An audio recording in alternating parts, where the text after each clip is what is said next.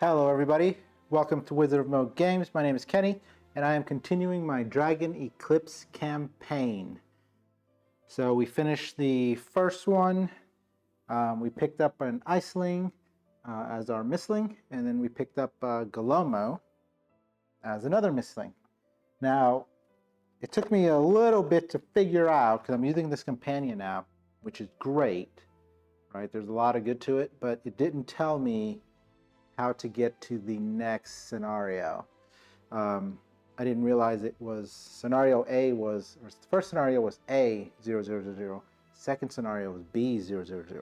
So I pulled out the actual book and I was like, how do I get to the next scenario? And I just happened to see it said B0. I was like, well, let me try B0. And I typed it in and got to it, right? A couple of things that happened between scenes. We were able to pull out a booster pack, lots of cool cards in that. We also picked up 10 of the advancement cards, advancement cards, and we chose 3 out of them. I picked up a couple of those, I'll show you here in a second. And then we constructed our decks for the Iceling and the Galomo. And so the Iceling, I kind of knew how to play that deck, that, fought with it a couple times. You have to have at least 6 of the Mistling specific cards. And then the rest is a combination of starter and advancement and booster packs. The thing about the booster packs is all the cards were element specific. Our Iceling is water. There was only 1 water card in it, but there was like 3 or 4 earth cards. And so I was able to put those in Galomo's deck, but I haven't played Galomo, so I wasn't 100% sure how that was going to work. So what am I talking about? Let's show you a couple of the new cards. So for our Iceling, we've got some pretty powerful attacks, which are in melee range, because a lot of them have pierce, so I can ignore armor. And then we've got some ranged attacks that have drain capability, so we heal for the damage dealt. So here's a card from the advancement pack. There's a lot of green on there, I guess. Let me do this. Okay. So this one, we gain 1 power. If we're in slot 3, we gain 2 additional. This is big for the Iceling because their special ability costs 6 power. So this is kind of a way to help us get more of that power. Let's see what else is new. This one was interesting from the advancement. Gain 1 power when you get it. This is a upgrade. So you stick it under your Mistling and it has an effect or a bonus action with it. And so you can only have 1 of these upgrades on your Mistling at a time. So if I picked up a new one, I would have to choose which one to keep. This one's interesting because it says your attacks have +1 range, so that melee attack now has an extra range, which is great for our Iceling because again we have pierce and we deal 4 damage. All right, I'm just going to show one more from this stack. The fatigue cards, like this one, fatigue goes away between scenarios. However, it reduces the amount of cards you can select from when you're upgrading. So we had 1 fatigue and we pulled that out. What else is the other cool one? So this was the only water one that came in that pack, right? Which is kind of tricky. So we have to be in those spaces to get those bonuses. But then if we are, they're nice bonuses. So imagine having this one with the card that increases our range, our attack range. Now we're attacking for 4 plus 2 is 6 and we drain, right? So pretty cool. So that is our Iceling and our primary Mistling. We're going to stick that back into the box. Then we're going to look at our new Galomo. If you weren't familiar with the stats before, 24 health, 2 damage, 2 attack, or deals 2 damage when attacked. Only moves 1. Has an earth element. We got the earth element bonus, which the top 2 are the same, but the bottom one Place any card from your discard pile on top of your discard pile. So that, combined with several of the other attacks or abilities, means Galomo utilizes the discard pile a lot. So there's the special bonuses. Place a Quake token in range 2. If there's 8 power, each opponent gains 2 damage for each Quake within range 2 of them. So we spread out a lot of those and then we hit them hard. So I'll show you cards that came in the booster pack. Here's another one, Stomp. Deal 3 damage and silence. So silence for the enemies means when they get to their power point, their special ability, we can cancel it. But the cards would normally get discarded when you activate it, still stay there. So it's going to activate next time. We can just delay it. And then reduce this damage by opponent's armor instead of their ranged armor. By their melee armor instead of their ranged. And look at that. Discard plus 2 damage. So pretty cool there. We did pick up a holo because the booster pack comes with 1 holo. Nature's Presence, gain a power. And then it's an upgrade. For 1 power, release Wrath, deal X damage in range 2 where X is your defense. So for Galomo, if he's in range of certain enemies, hold on, let me see where that is. Oh, I wonder if that's a... Oh, Stone Roll. So this ability gives him +1 defense for each Quake in range 1. So it's a little tricky to get that ability off. Alright, the other one, Spread Quake. And that was really it. So that's Galomo. That is our 2 Mistlings. All damage counters are removed between rounds. So damage, or not between rounds, between scenarios. We do get to keep our items and our silver. We have 1 silver.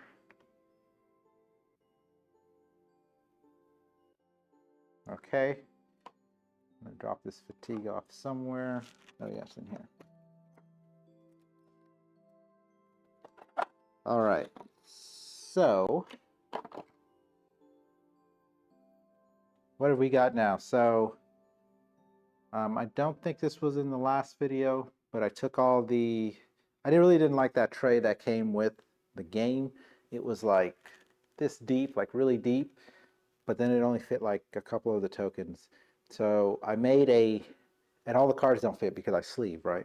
So I took that tray and I made a... let's see if I can reach it. This with it. So I'll have another one of these, this one with the one behind it, and then I split the original tray for all the tokens into 3 levels so that they can fit about 18 slots. And then I'll have those out here instead. So just a little bit to help the organization because all the cards don't fit in the box, primarily because I sleeve. All right, so there's our tokens. So I think we are ready to start Bravo. Except I'm missing a pencil. Well, stand by. All right, as we learned last time, I need to upgrade the status sheet as we do things because I will otherwise forget. So, you also hear there's some music. It just started working. I have no idea. Before it wasn't really passing through and now it is. So, here we go. The shadow in the sky heads toward Kerberg, and you try to ignore the growing fear in your heart.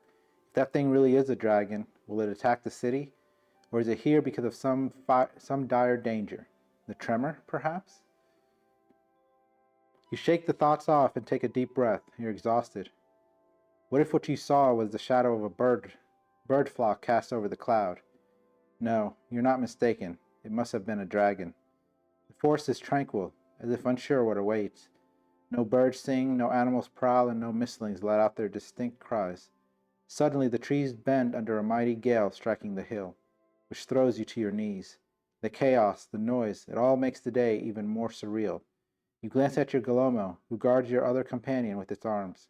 Their bond is already strong, although it is only a couple of hours old. So I feel like I messed up in the previous scenario because I took too much time to do a couple things. I felt like I missed out on a cool battle, but that is what I like about this game. The actions you take do affect the world. I've noticed that actions don't circumvent, like they don't force you necessarily in a certain direction. You know, in some games, it'll be like you have A or B. If you choose A, you get there easily. If you choose B, you still get there, but a little harder. This one, you can't go there anymore. You can't do this anymore. You know, and I really like that. All right, some hints. Combat attacks that target multiple opponents might be useful. All right, this is the last chance to change your starting companion. Okay, we did all that. Now we get the ice status. Okay, got that.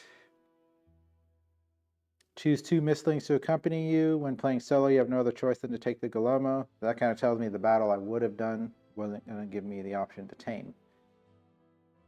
Perform the deck construction. We did that. No, you can use all cards from the starting decks, your mistling action cards, and all cards unlocked at the end of the first scenario. Those were those advancement cards. Remember that you need to create 2 decks. Did that. All right, go to script B1. Your mistlings shift uneasily. They're on the verge of breaking into a run, unsure if they should follow their instincts or stay with you. Several wild Galomos crawl from the ruins, looking longingly into the distance where the shadow disappeared. Some even head there, while others remain still, lured by the glowing stones buried within the ruins. You stand, enveloped by the noise of the forest. You must return to the city before dawn. First, you must decide what to do about the Galomos. We can leave the Galomos in peace, or we can startle them with the help of your Galomo. Leave them in peace. You are uncertain if they could be the source of the tremors. Go to script B9. Just thinking about it. You shake your head. Those few Galomos couldn't possibly be responsible for the quakes, as most of them bury themselves in the moss and branches for the night, and the rest curiously examine the buried ruins. Go to script B2.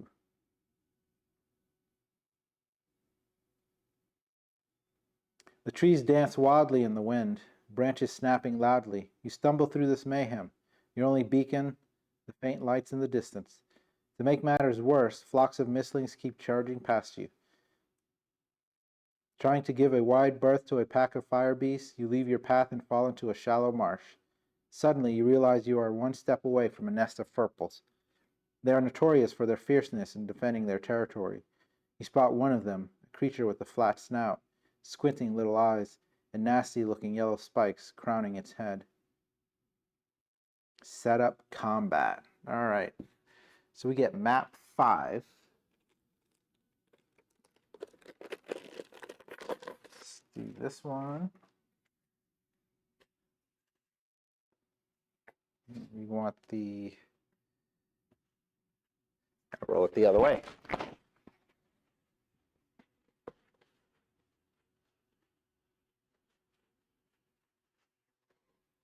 Okay.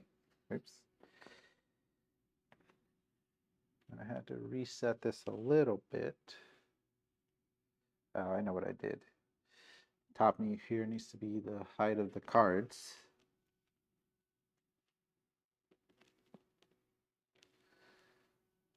So about that. And then we need enough space on the side to put card 13. Here's 14, here's 13. All right, let's take a look at this card. Windfall.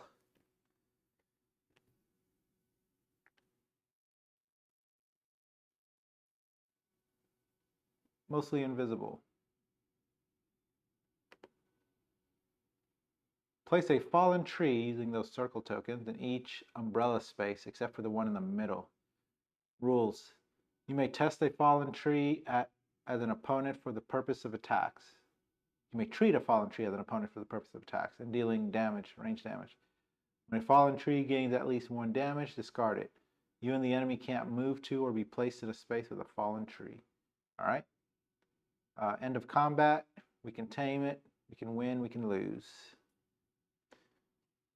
Stuff happens.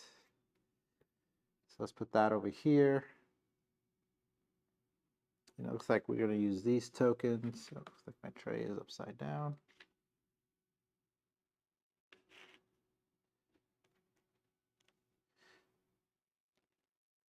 All right. So we got a fallen tree here, we got a fallen tree there. Okay.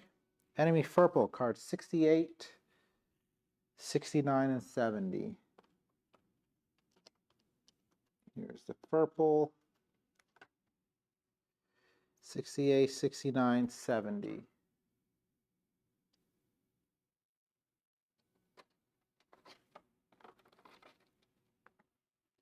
Let's take a look at what we're looking at here. There's the Furple, 20 health, 2 damage when attacking, 1 melee defense, 2 movement. First we've got this.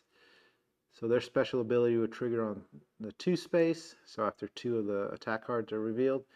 And they get 3 triangle, 2 circle, and 2 square. Okay.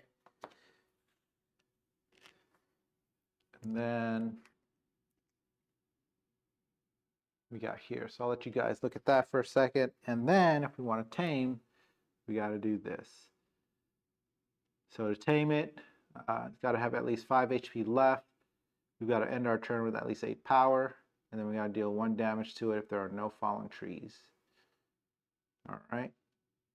So let's pull these up. All right, so Furple goes here. So for circle, it's going to place 1 puddle in a space farthest from the opponent. Blink to that space, heal 2. Okay. Square, place 1 puddle within range 1 of the opponent. Attack, then retreat. All right. Rush, rush, attack, pierce with a pierce 2, and then retreat +1. So you're going to be doing a lot of running around. Special ability, the opponent discards 1 power for each puddle within range 2 of them. For each power discarded this way, deal 1 damage, 1 range damage in any range. All right, and then we know how to tame. And these are the cards to activate the abilities. Let's stick that up here. And triggers on 2. It looks like triangles up first, so they're going to rush, rush, attack, and then retreat. First, let's find the Furple. I believe this is it. Yeah. And then we're going to go with our Iceling. We want to try some of the new abilities. All right, let's put this out in front of us. Bonus action, water element. Pull these down as far as can. Okay. And then let's shuffle our deck. Let's see what else. Enemy Furple, major corruption, start the combat. Do this. And then depending on the result, we'll go to the next place. Okay. We got Guardian Stance, 2 defense. We got Sap Warmth, 2 damage drain. We got Sap Warmth, 2 range damage. Okay, and then we got... Ooh, that's a good one. So unlike before, we're not starting with any power. So I'm glad I did that correctly last time. So we are up first. Make sure I'm not missing anything. I don't think so. Okay. So he's got 1 melee defense. I'd hate to waste a Sap Warmth, but I do just need to do some damage to him. That'll also put 1 defense, give me 1 defense in my discard, because he's going to run, well, he's going to pierce 2, so my defenses aren't going to matter. We're going to take some damage. I almost want to do the reach.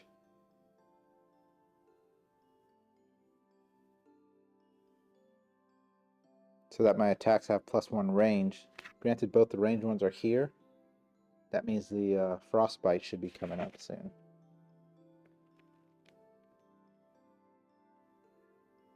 So do I want to do reach? Yeah.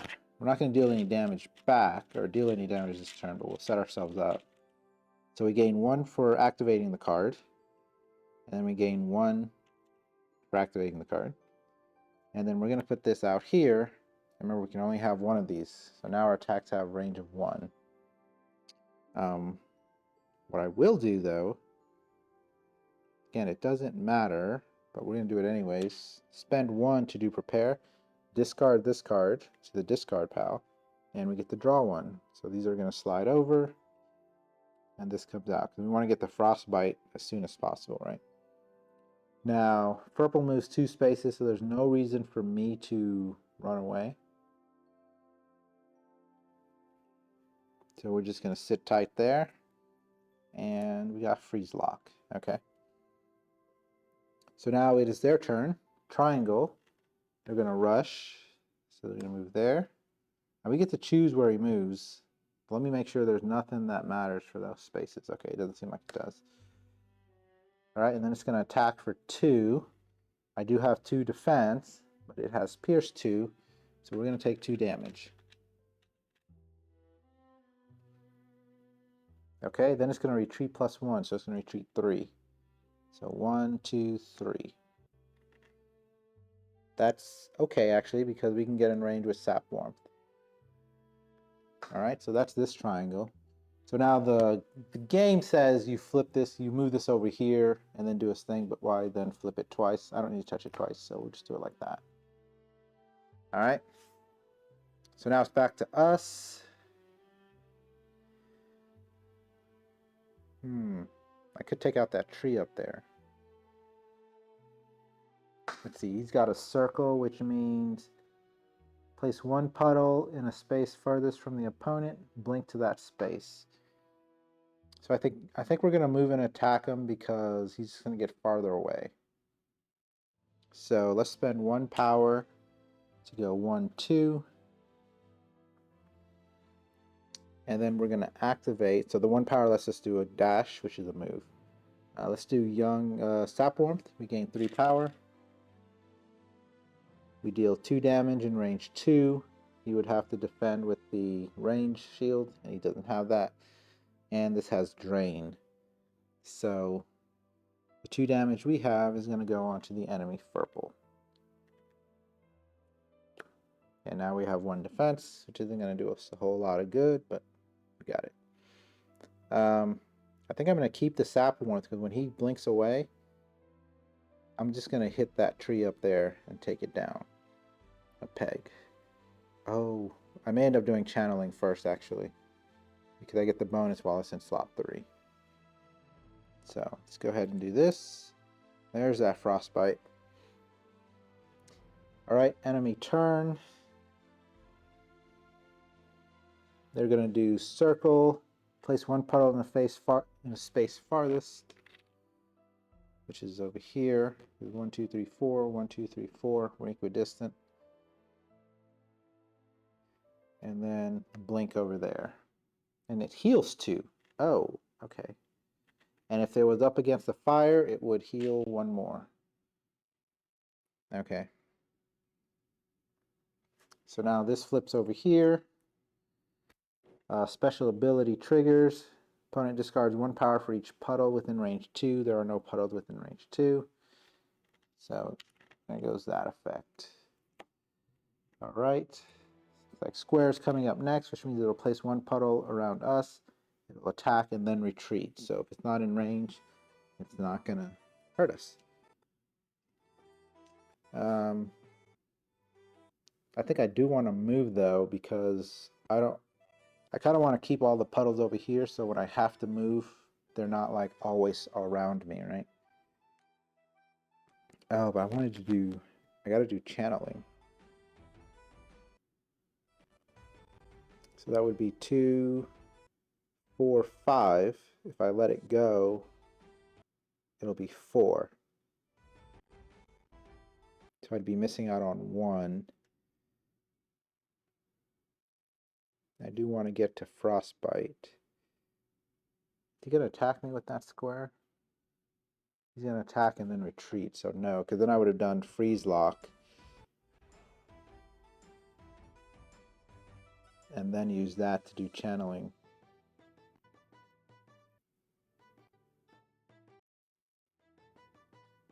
Deal weak in range 2. At the end of his turn, he's just going to get rid of a status effect.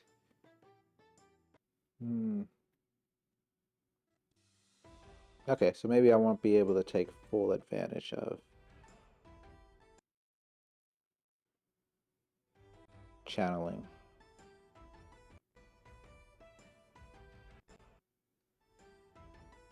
Yeah, actually we will. All right, we're going to do channeling, so we'll get 2 for activating it. Okay, then we'll get 1 for its ability, and because it's in slot 3, we're going to get 2 more. That gives us 2, 4, 6, 8. All right, so this goes away. Discard pile. Flow. Move the opponent by its movement. Heal 1. Let me think about this here.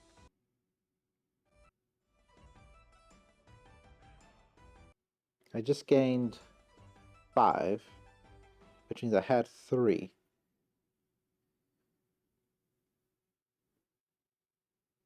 Trying to see had I moved in range. Nah, let's not worry about that. All right, so that goes to the discard pile. We're not in range to do Cold Drain, and we don't need to do it. Cold Drain does 3 damage, and it has Drain. So we would heal for 3. We could spend 4 to move them closer to us using their movement speed. Don't need to do that. You know, I think I can get rid of this Sap Warmth, because that would put Freeze Lock in the 3 slot, and then when I use it, I'll weaken the Furple, and then I'll be able to do Frostbite right after. Because with Square, he's going to attack and then retreat, but there's nowhere for him to really go. Oh, and we have our attacks have range 1. So let's do that. Let's spend 1 to do a prepare. Discard this. Everything slides down every time we're drawing a card. And we've got Pummel coming out here. And that's going to be the end of our turn. And there's a leap blinked. So 2 starter cards came up. All right, enemy Furple is going to put a puddle in our space. It's going to attack. We are not within range. And it's going to retreat. It's about as far as it can go. 1, 2, 3, 4. 1, 2, 3, 4. Yeah, that's just going to stay there. So now back to us. So hold on. So first, the square will pop up here. So, perfect. Triangle's coming up, so it's going to rush and attack us. So here's what we're going to do. We're going to spend 1 to move. Go 1, 2. Now we're in between 2 of these, which was my concern earlier, but we didn't have too much of a choice here, right? We're going to activate Freeze Lock, so we're going to gain 3 power. Deal weak in range 2, so it's going to weaken the Furple, which I believe drops it down to 1.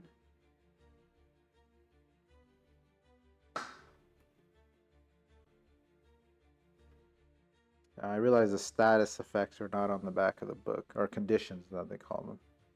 32. Weaken, max 1. Attacks are reduced to 1 and it cannot be increased by modifiers. Okay. Instead of dealing 2 to us, it'll just deal 1. So there's the weak, but Freeze Lock also has trigger. So we're going to trigger Frostbite. Thanks to our reach, we can attack melee from that range. Our attack is 4 plus a Frostbite of 1. That's 5 damage and it's Pierce 2, so it'll ignore that armor. So 5 damage to Furple. Alright, so this, he's not fire, so we don't get another attack. That would have been beautiful. That would have been 10 damage against the fire. And then Freeze Lock goes away. Okay.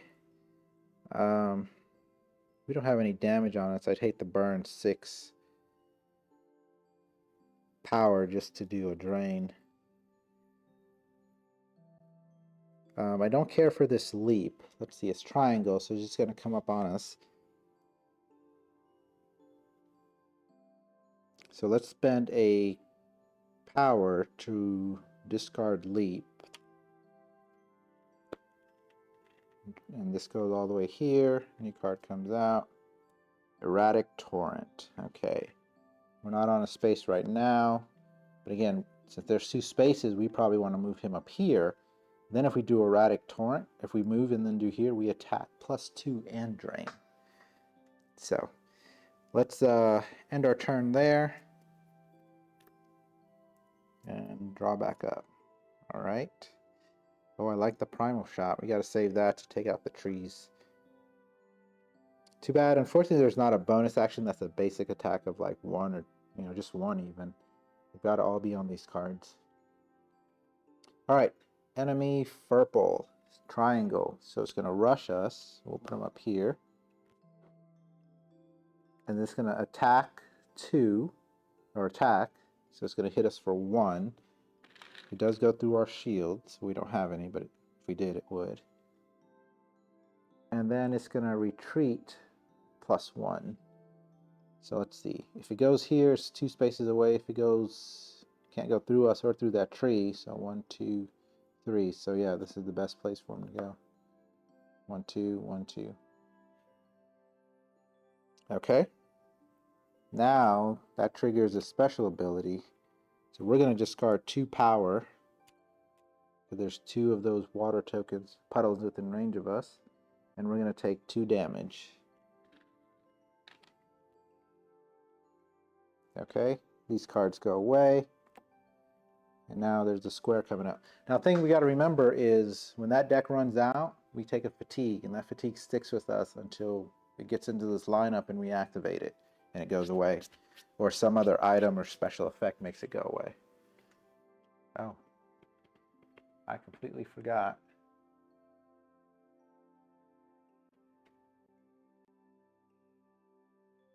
Focus in.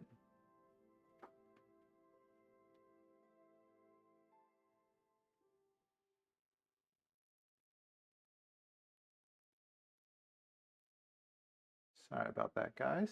There we go. So let's see here.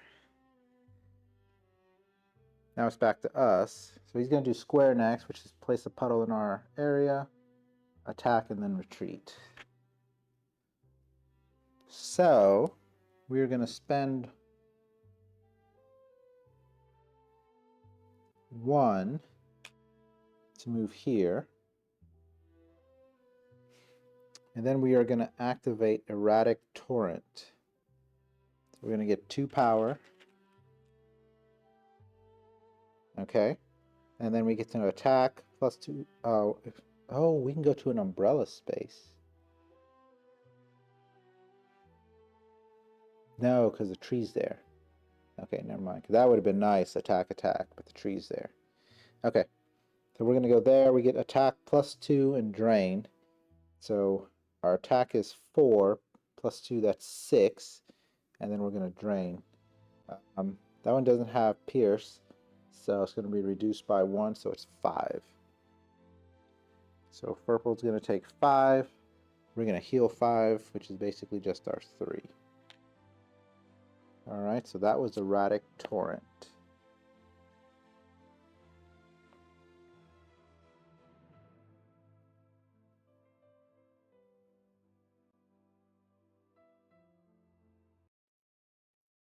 You know what we can do? Before I do that, I should have spent 1 to do prepare, discard this card so we get the +1 damage, and get to draw 1, so this moves over here. Okay, and then activate Erratic Torrent, so that adds 1 more damage to Purple. Okay.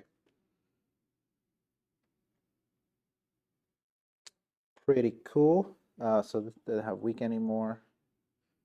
We have to remove that. All right, so that is going to end our turn. We got a freeze lock come up. Okay. So now purple got square. So it's going to place a puddle in our space.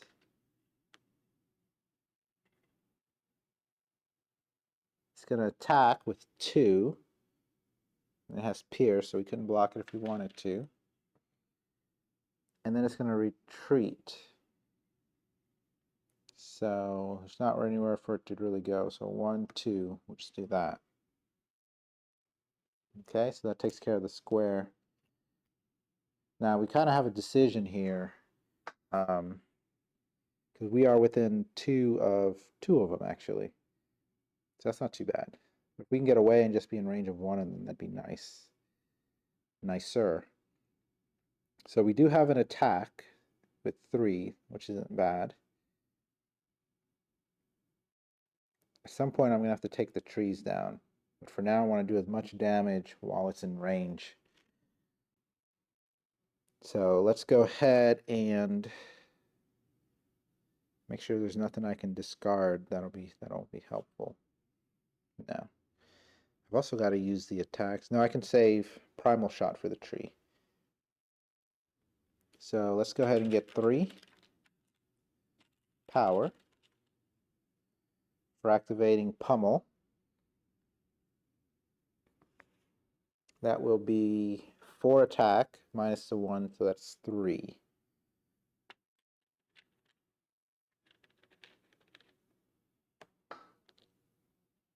Alright, so it's at 10, 14. Man, we needed 1 more damage to get it to that within 5.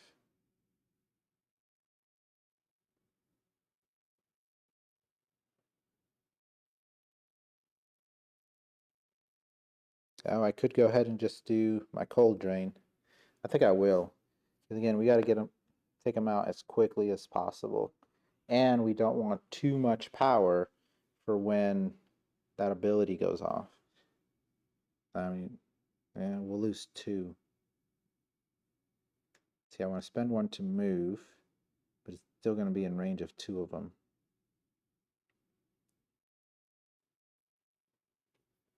So that almost doesn't matter.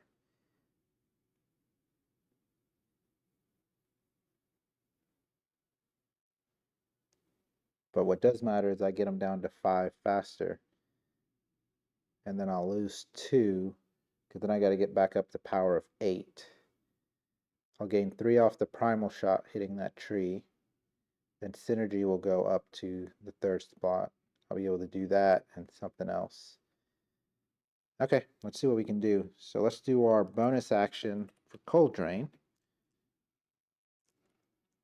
He's also about to attack us. So let's wait. If he's going to hit us for 2, we can maximize Cold Drain a little more. Because we still have an opportunity to get to 8 power at the end of our turn. Alright, so we are done. So Primal Shot goes up here, Synergy goes here, new card comes out. Alright, so that's an upgrade. Your attacks this turn have +1 damage if we pay a power. Alright, Triangle. Rush, it's already adjacent to us. Attack. So it's going to deal 2 to us. It has Pierce.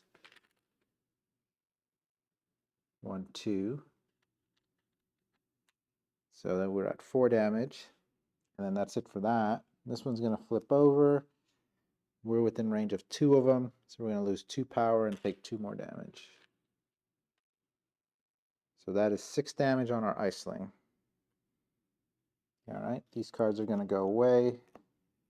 Now we know it's a circle up next. He's going to place a puddle and run away. So that's probably good. So we want to attack it now while we can.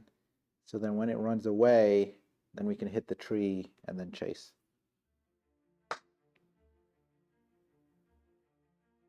Oh, I say that, but what am I going to hit him with?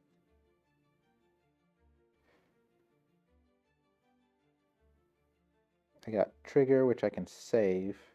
Synergy trigger I can save. I could get rid of Hone Perfection. Hone to Perfection. So what am I missing? I think it's a Frostbite, probably. Yeah, the last card of the Frostbite. So,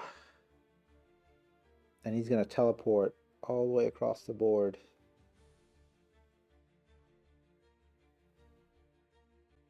So I got to hit him now. So let's go ahead and spend the 6 to do Cold Drain. Deal 3 damage in range 2 and heal for that much. So we'll hit the purple. It does not have defense against ranged. So it will take 3. This will become 7.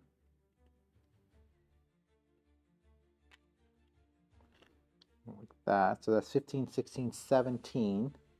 So that gives us the first trigger. Purple has 5 or less health left. Okay. And then we heal 3. All right. Then we're going to activate Primal Shot. Gain 3 power.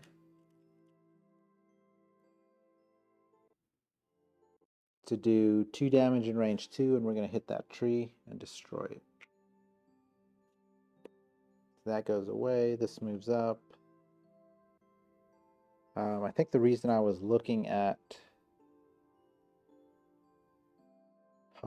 getting rid of Hone to Perfection was to get to this card faster, but I don't want to shuffle yet because I need this +1 range. I don't think we're actually going to be able to reach them, but I don't know. Yeah, I won't be able to reach them. But at least I can do the move, so I'll do the synergy with the move. Okay. And there's our Frostbite. Okay. That's all we can do. Enemy Purple's turn. Circle. Place 1 puddle in a space farthest, which is all the way over there. And then, boom. Teleport.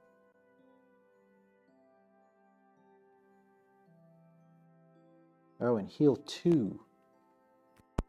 15. Alright, so this happens, which means we gain a fatigue. Yes, yes, we are tired of chasing this thing around. Alright. Oh, that means this shuffles now. See what comes up. I'm not looking at the cards, but I do recognize that I'm flipping them all upside down and stuff. Okay. And it looks like triangle. That's going to help us. He's going to charge towards us. We need to get away from these puddles. Alright, so back to us. We need to end our turn with 8 power. So let's go ahead and do synergy to gain 3. I don't get us to 7. We're always 1 shy. Synergy has a trigger. We'll trigger Hone to Perfection, which allows us to move because we got to get away from these puddles. Let's see, where do I want to move to? Oh, I want to get over here because I got to be in 2 of that. So 1, 2, that's it. We only move 2 spaces. Okay, we are not going to take this as a bonus. And then we're going to spend 1 power to move 2 again. 1, 2. Get on this flower space.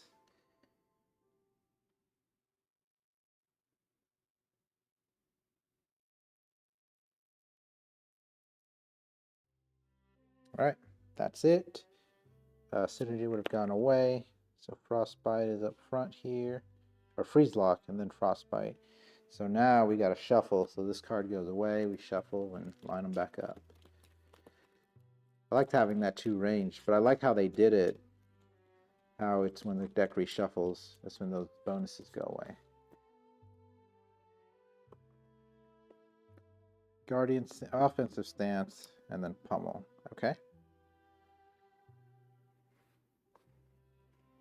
And it's going to make us lose another. So here we go. Oh, well. Triangle. rush. So 1, 2. Attack for 2.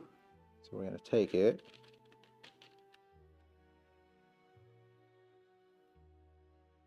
And then retreat +1.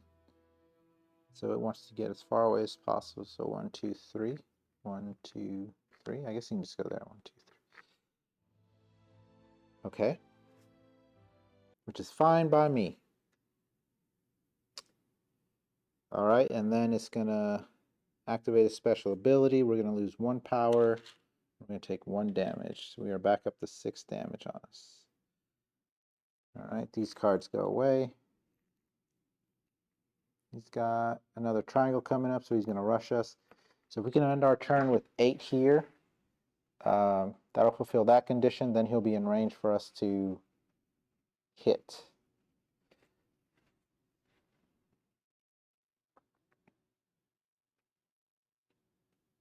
Oh man. So I got 5.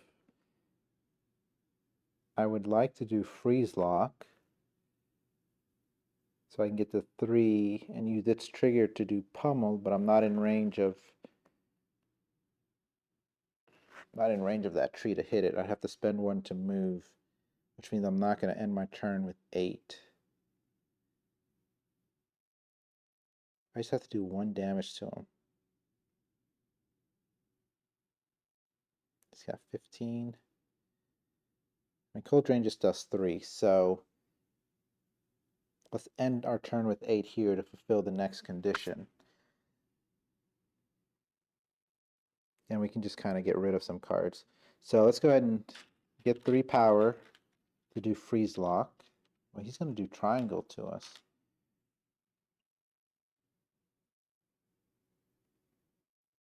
It'd be nice if we could reduce his damage to 1, but okay.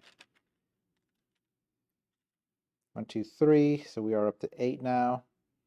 We're just going to do offensive stance.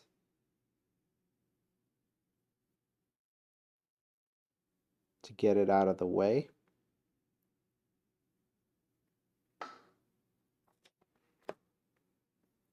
And then freeze lock goes away, so frostbite is up. Pummel. That arcane shot thing would be really nice. So we're going to end our turn here. There's a fatigue and a channeling. Okay. So we ended our turn with 8 power. Boom. And now we just got to deal 1 damage to him after taking out the tree. So up north, 1, 2. It's going to hit us for 2. So we are up to 8 damage.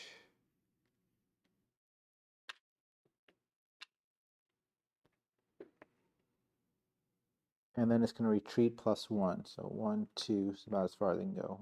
1, 2, actually, you can go 3.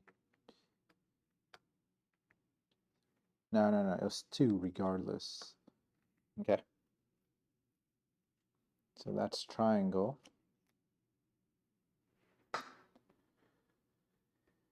So I'm not going to be able to do both. I spend 1 to move. Go up here. He's going to do square next. Place a puddle within range 1 of the opponent. Attack and then retreat. Okay.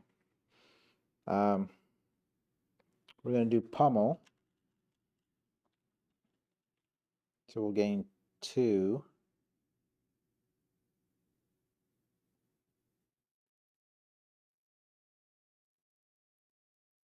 I know what to do. Let's actually do frostbite and gain 3. We'll do frostbite against the tree. Destroy it. Frostbite goes away. Do I have 10 here? I have 10. We're going to do our elemental bonus to move purple. Move the opponent by its move. Heal 1. So we're going to spend 4 to do that. We'll heal 1. Move it 2. 1, 2. So it's kind of like we created a water and it slipped over to us. And then we're going to do our special bonus cold drain. Spend the remaining power we have to deal 3 and heal 3.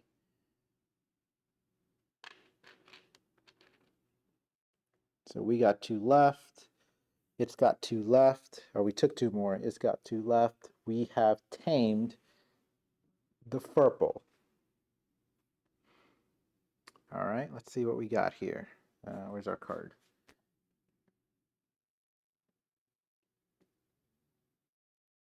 Tame, go to script B11.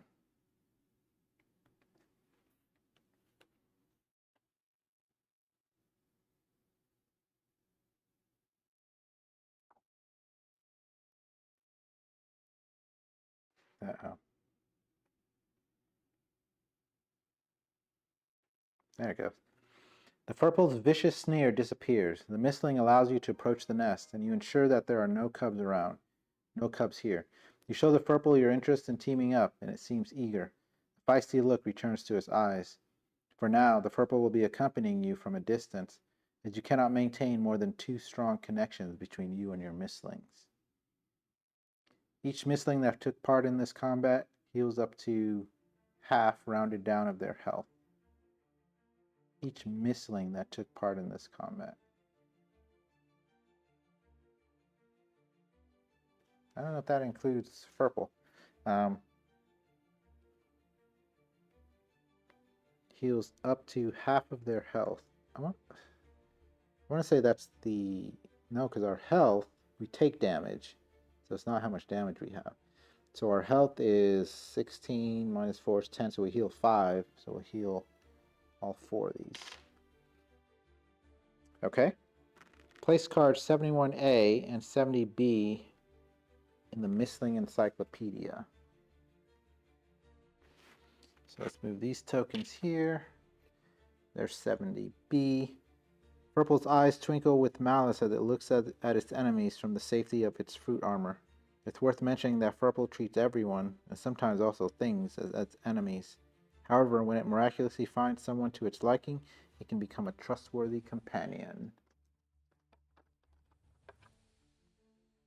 Alright, so that's 71A, 70B into our encyclopedia. That is in one of the new trays I'm working on, so we're just going to stick this up here for now.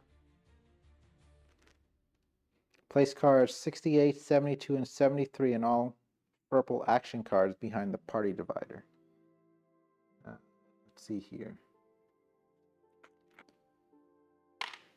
So we've got Purple is 68. And then we're going to go find it in here.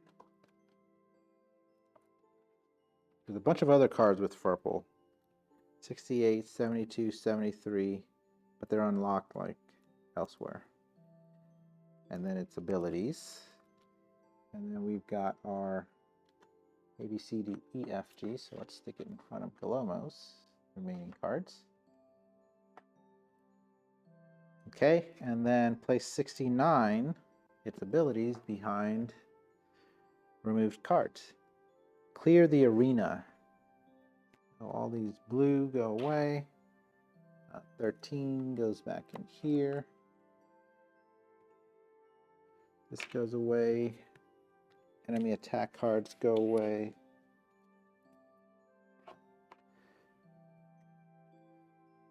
Purple goes back into its pile. Let's clear this. And then let's move, go to script B35. All right. You continue your walk toward the city. There's no music playing. And it finally comes into view. At first, Kerberg appears as it always does, but as you near it, you begin to pick up alarming details. There is a new, deep crack in the wall, and one of the roofs behind it has caved in. You scan the city carefully now, but a familiar voice distracts you. Oh, so good to see you. It is Mildred, the ranger, rushing toward you. As always, her cheeks are tinted red, and her hair in disarray. The sight of your friend has a calming effect on you. I have been looking for you, she says, catching her breath. You're never going to believe it. There was another quake soon after you had left, and all the creatures escaped. They went there. Mildred is pointing in the direction where the shadow of the dragon was headed. You frown, but before you have time to consider, the ranger adds, At least I know where the wind razors are. Prowlers, I have no idea. The other bad news, however, is that predators hunt in the area. We must save the mistlings as fast as we can. Will you help me? How do I say no to that? Go to script B64. You follow Mildred and arrive at the Rangers' makeshift camp where you see a wounded man on a stretcher and a bruised Fail, and water mistling curling up to him. Mildred points toward a glade with an ancient tree growing in the middle. Windrazors are east of here, hidden among the leaves of the ancient tree, but they are scared of local predators, so they won't climb down. And we are in danger without your combat experience. You can see the result of a elkthorn ambushing us. Unfortunately, we don't know where the prowlers went. Maybe even further east? Elkthorn could attack humans, but only if they entered its territory. And the ancient tree is in the center of a glade, not a grove. Was the mistling still agitated after the earthquake? Or is there something else going on? You nod and consider your situation.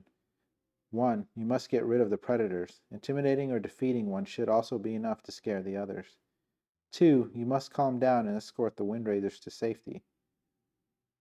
2. You must calm down and escort the calming down the windrazors.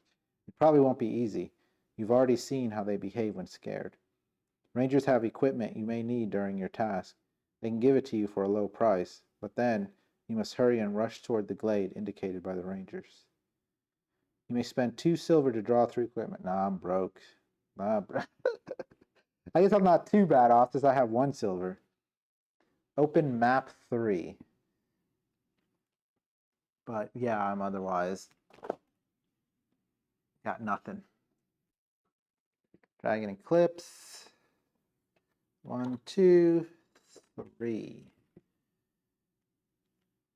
Put that in the middle here where you guys can see it. Make sure you can see it. All right.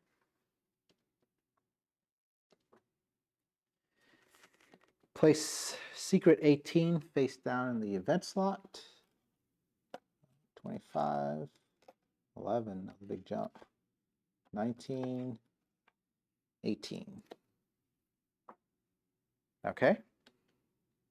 Set the timer, the clock, to 2. We don't have a lot of time. Windrazors are in danger. The faster you save them, the better. If you have the Forest Predators Part 1 status, go to 59, B59. Nope, I have the Forest Predators 3. If you have Part 2, nope, don't have that one. And here's Part 3, okay.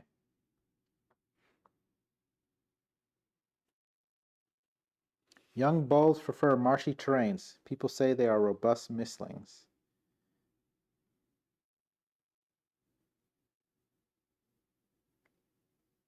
Note, tracks on the map may lead you to predators' lairs.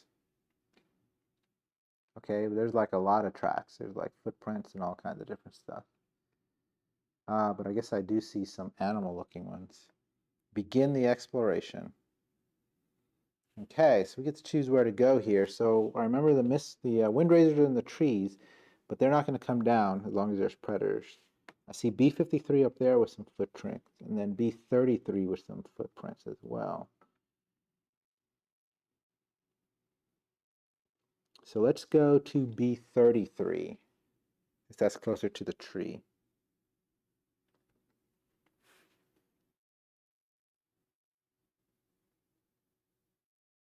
The city's mistlings must have been ambushed here. You study the area, trying to make sense of the chaos. You discern the windrazor's subtle tracks. Other trails probably left by the giant beast. Head toward groves and lakes. One line of tracks ends abruptly as if the creature disappeared. Or took flight, maybe? Your mistlings study the tracks along with you, and you can see that they are getting fired up for the upcoming challenge. Gain 1 power. Now it says time and then continue the exploration. Does that mean I lose 2 time? I think it does. So 1 time and then this sits on there. Oh, that's it? Okay. I guess we'll go for the other set of footprints, B53.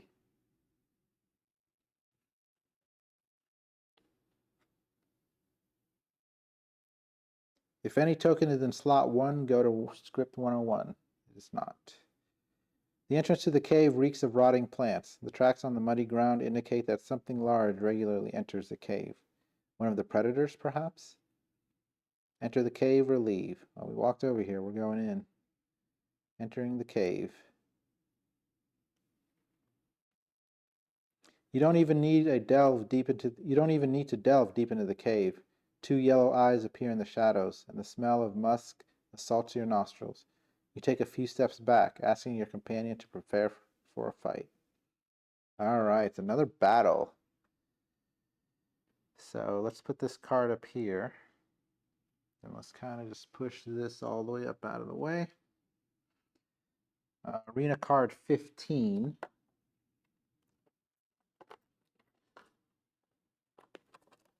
Okay. So this one says,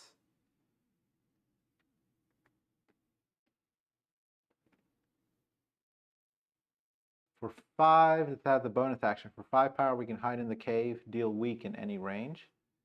Alright, and then we can tame, win, or lose. Okay. Pretty straightforward. It looks like we need map number 1. This means it's a cave. That's 3. I don't see the number on this one.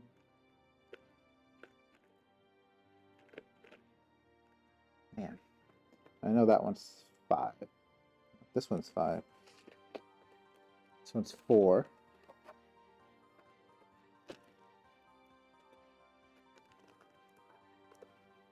Here's got to be a cave of some kind, right?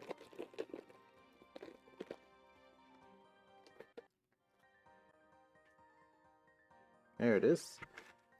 I really thought I had rolled these such that the numbers were on the outside. I guess I didn't.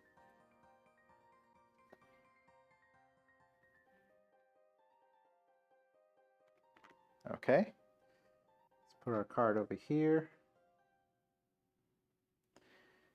Enemy Furwing. Cards 83, 84, and 85. Furwing. A, B, C, D, E, F.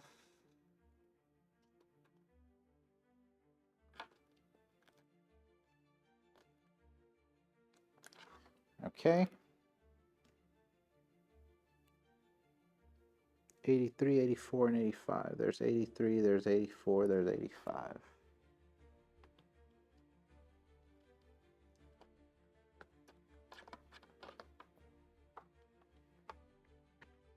All right, let's take a look at this Furwing. We got that one. 2 defense, 25 health, 4 damage, 1 movement. Okay. Unlocks his special ability at 4 activations. And he's going to get 3 triangle.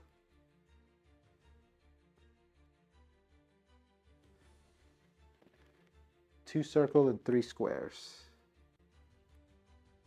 2 circles and 3 squares. Okay. And then let's take a look at the abilities. You guys can pause it to check that out.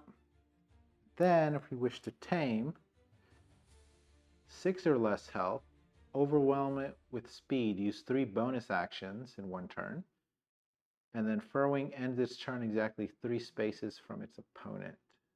Ooh, that sounds a little tough.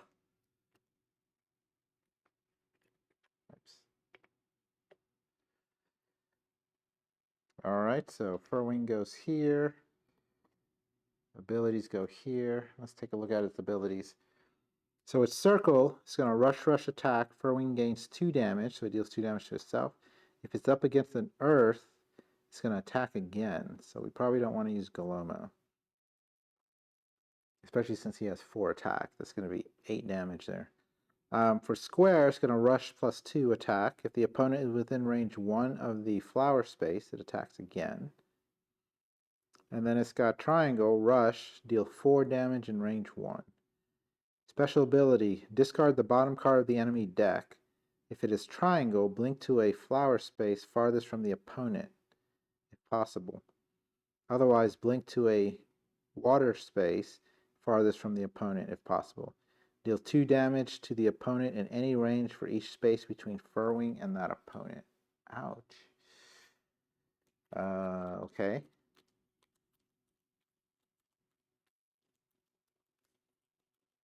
He's got 25 health.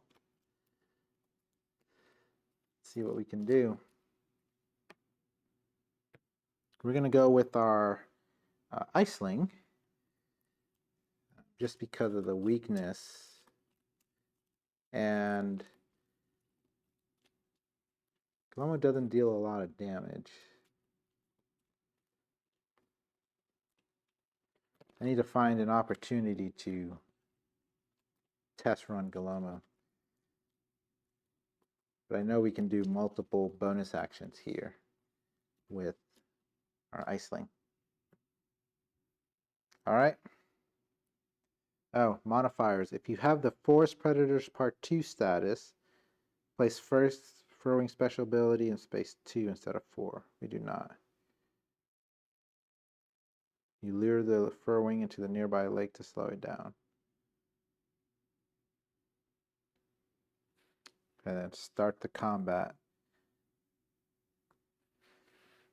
So Furrowing activates on 4. Yeah, so had we gone and talked to certain people, they would have given us that knowledge and we would have marked it down, but we may have done that. I know I missed one. But it's on me for not writing stuff down. Okay, let's reveal what our cards are. Freeze Lock, okay, Frostbite, okay, Pummel. Lots of damage to start. See where Furwing would be.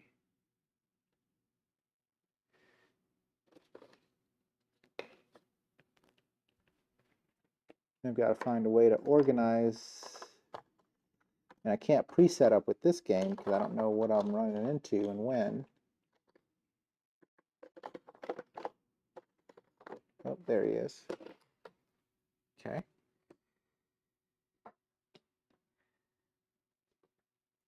Air versus water.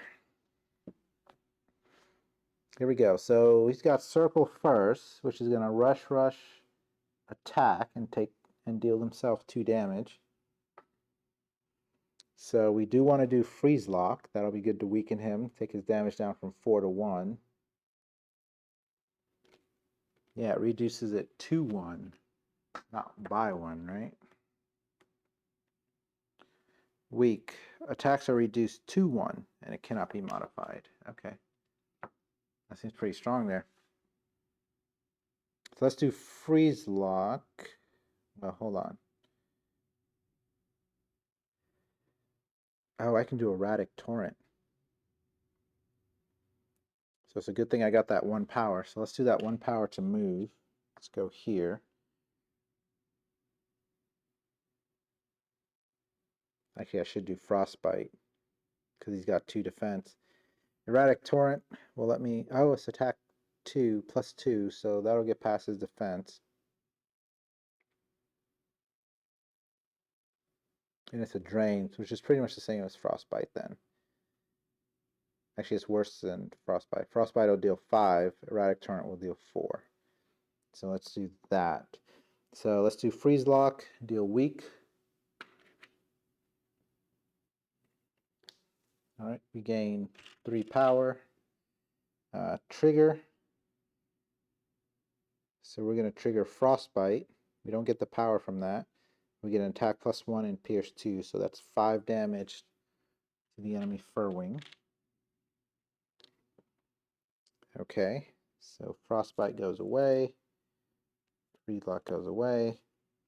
We've got 3 power. We need to save it.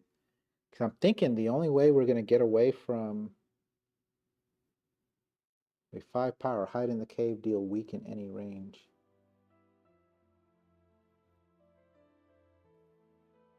I think only his attacks are reduced.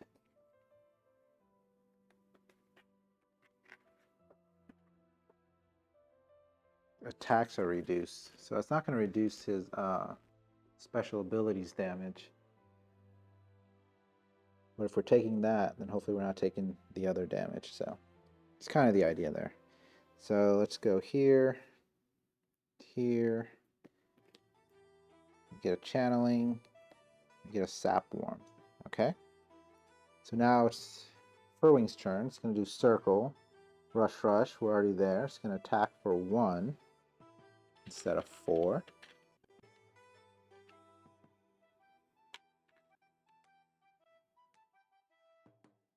And then if we were Earth, he would attack again. So we are not. So that takes care of that. Back to us. Oh, we are still in range of it, and we are on the flower space. He's going to do square next. Rush +2 attack. If the opponent is within range 1 of the flower space, attack again. So this goes away, his weakness. So we got to get away from the flower space. I don't think I can move through units.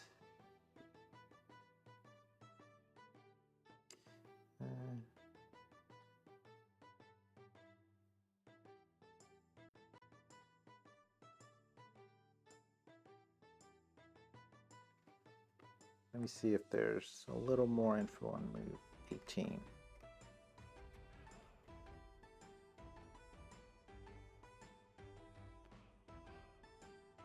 It doesn't say.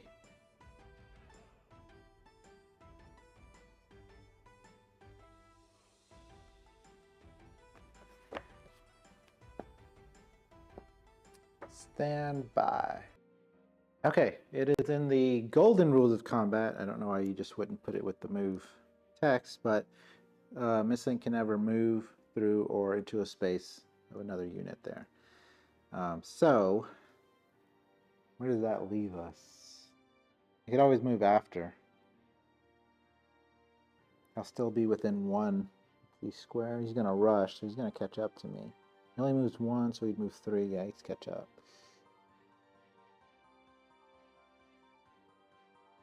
There's actually nowhere I can move where I would not be in 1.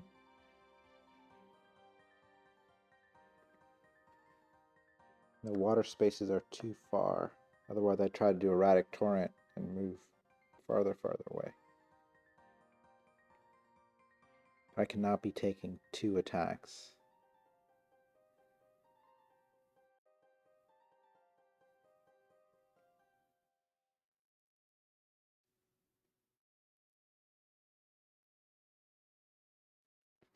Or I do erratic torrent and then I do a prepare to discard young or a sap warmth.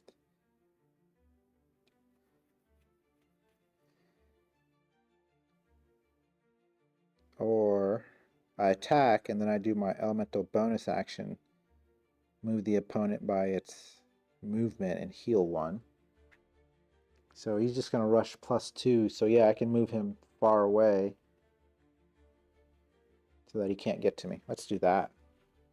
So first, let's see, do I just want to do the straight attack or the attack +2? I gotta do the attack +2. It also has a drain. But I can get the extra crystal from Pummel. So let's do Pummel. Gain 3. Hit him for 4. Less 2. So he takes 2 damage. Okay, so that is Pummel. And then we're going to spend 4 to do our elemental bonus action flow, move the opponent by its move, which would only be 1. Yeah, and then I can move 2. So let's say if I move him 1, and then I go 1, 2, 1, 2, 3, he'll still catch up.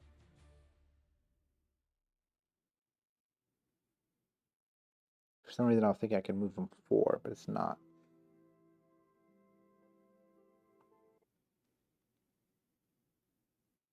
Oh, I can move him 1, and then I can move past them. Okay, let's do that.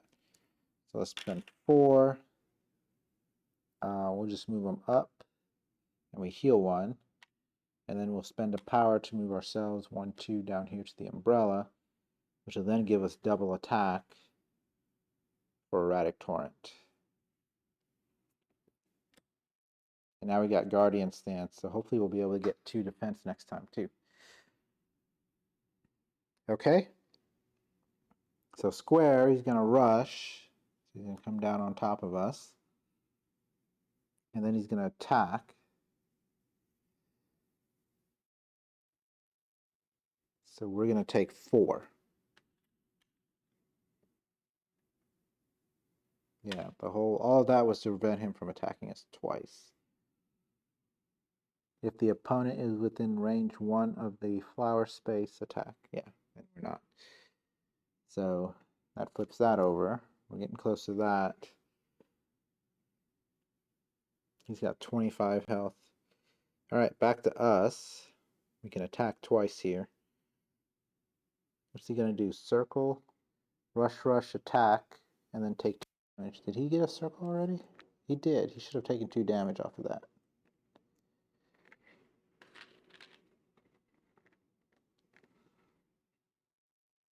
All right, so he's at least going to attack us. So we'll discard Guardian Stance to have 2 defense. So, but first, Erratic Torrent. We gain 3.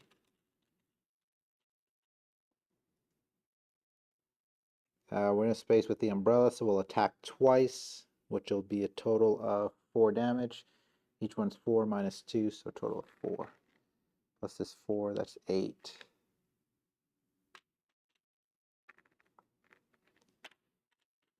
Let's just do this. 13.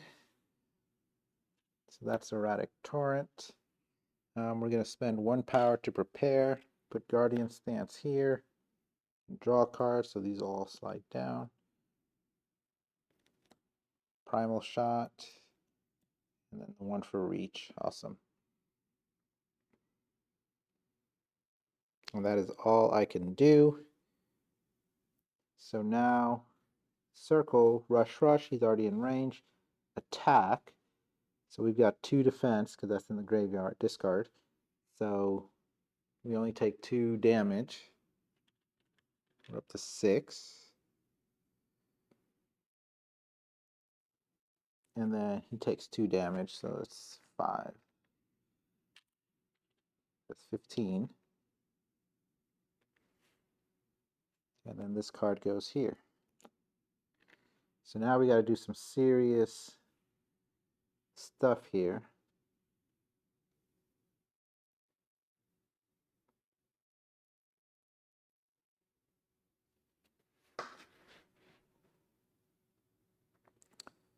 We've got, if he's got 6 health left, which means we got to get him to 19, which means we got to do 4 damage. We just don't have that right now. Otherwise, he's got triangle, rush, deal 4 damage in range 1. It's the range damage. So what we probably want to do is sap warmth and then use the 5 to reduce his damage from the cave. All right, sounds like a plan. Yeah, we can't afford to move. So let's do sap warmth. Let's grab 2. Hit him for 2. He doesn't block against the ranged one, and so we'll heal for 2. 2 will just transfer over here. That's our sap warmth. Love drain abilities. Then let's spend 5. We're not going to be able to do. We didn't reduce them enough anyways to do the bonus actions one yet.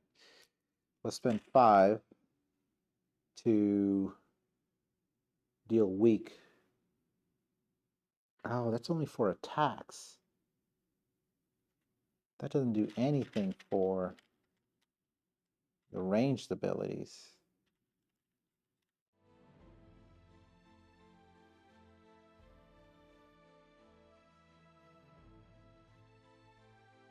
Put that in there, and we only get 1 defense against melee. So it's a triangle? Yeah, so that's going to be 4. And then depending on how far he moves.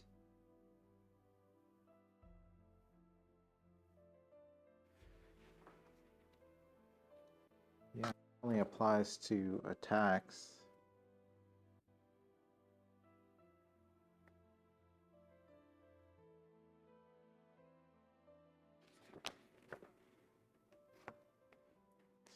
Let's see. Depending on what card comes up, he's probably going to go to the water, which will be here. So that's worst case anyway. So this would be 2, 4, 6, 8, 10 damage, which are 4. That's 14 damage. And then we're going to take the 4 from the ability.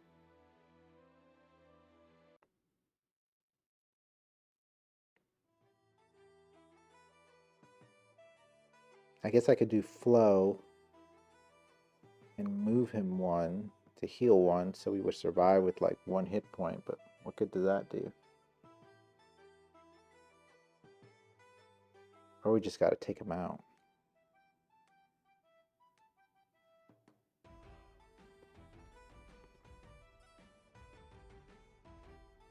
I wish we had 1 more to do cold drain.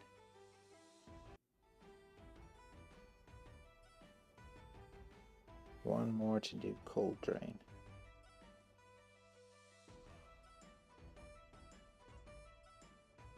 Yeah, so he's gonna rush. But his rush is only 1 space. So we can move him and then we can move. So if we move him there and then we go 1, 2, he'll go 1, he'll be out of range. So let's do our flow. Move him 1 over here, we heal 1. And then we spend 1 to move 2. 1, 2. That's the way to do that. Alright, this slides over, this slides over. We got frostbite. Alright, now it's their turn. They've got a triangle, rush. She's only got a movement of 1. And then deal 4 damage in range 1. We're out of range. Oh, thank goodness. Now this goes up here. Discard the bottom card of the enemy deck. It is a square. If it's a triangle, blink to a flower. Otherwise, blink to a water space farthest from the opponent. We're equidistant, aren't we? 1, 2, 3, 4. 1, 2, 3, 4. We are. That's going to minimize. So we did that by accident. Good thing we moved to the middle because that reduces the damage greatly. So he's just going to blink up here. And then deal 2 damage to the opponent in any range for each space between them. So 1, 2, 3. That's 6 damage. That's better than the 12 we calculated earlier. All these get reset. So I see if we had that knowledge, that would have meant that was 5. We would have had 1 more turn before that triggered. Oh, now we're pissed. Alright, back to us. I can't do anything to him at that range.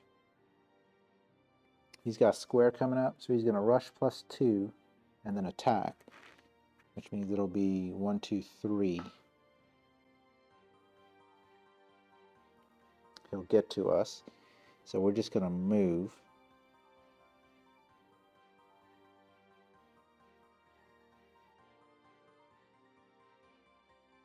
I want to get this reach out. That's why I'm debating doing channeling right now, because I can get a lot out of it, but let's do the reach. So let's get 2. But the channeling will give me enough to do cold drain. Because we've got 9 damage on us right now. We're going to avoid his next attack. So I'll still have time to do cold drain.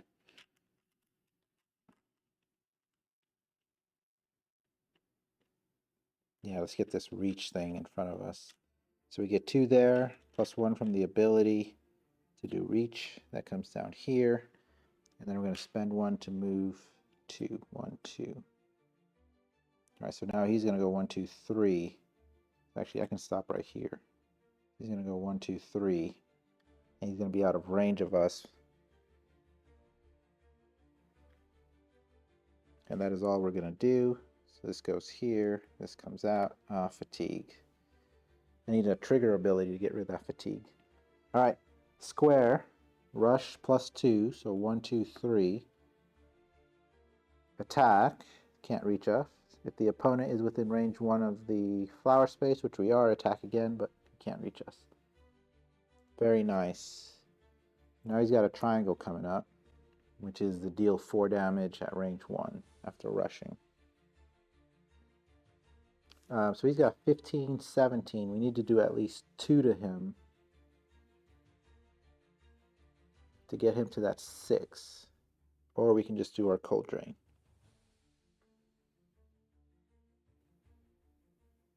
By doing channeling. We would get 3, we would get 4 from that. We do Cold Drain, but then we're not going to escape the 4 damage.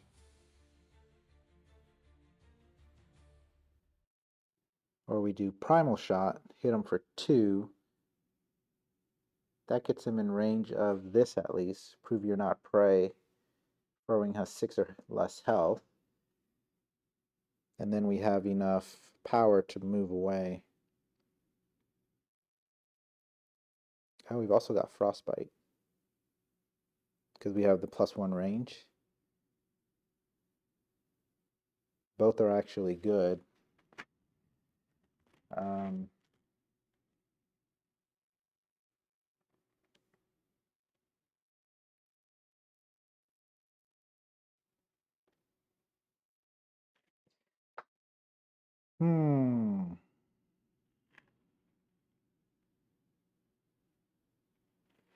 It's going to be tricky to get that last requirement. Okay. Frostbite, Primal Shot. I just need to do 2. And he doesn't have anything that heals him. Oh, but he'll take 2 damage with Circle. So let me not do Frostbite. Let me gain 2. And do Primal Shot.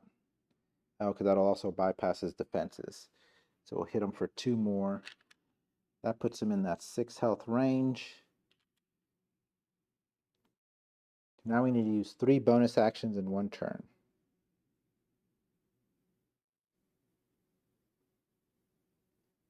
I am short the ability to do that. Alright, let's spend 1. We gotta move, right? He's gonna rush 1 and deal 4. So let's just go onto this flower spot. I want to get rid of the fatigue, but I need to save my power so I can do 3 bonus actions next turn. And we need 6 to do that. Okay, that is the end of our turn. He's going to get triangle, he's going to rush, move 1, let's have him move up here, and then deal 4 damage in range 1. We are not in range 1. So that takes care of that. So he's got a triangle next, which is perfect, because the last condition is end this turn exactly 3 spaces from its opponent. So we know he's only going to move 1. So the way to close this out is to get channeling. That'll give us 3, and then channeling gives us 1. All right. Then we're going to do a move action and go 1, 2. We know he's going to move 1, so 1, 2, 3. He'll be exactly 3 spaces away. All right, and that's 1 bonus action. Then we're going to do prepare for a 2nd bonus action. Get rid of fatigue that we should be using, but it wasn't in a good spot. All right, grab that card. And then we're going to spend 4 or 5 to do apply weak. So we did 3 bonus actions. And now we are going to do this and then pass the turn. He's going to do triangle. He's going to rush. Boom, deal 4 damage in range 1. There's nobody there. Triangle goes here. Unfortunately, we still get a fatigue. And then he ends his turn in 3 spaces of us. Yes. All right, that takes care of that. So, because we tamed him, that is script B86.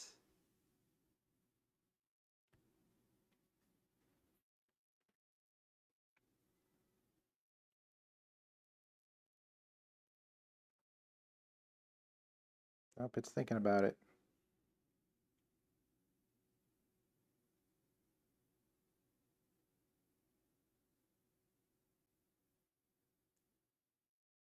There it goes.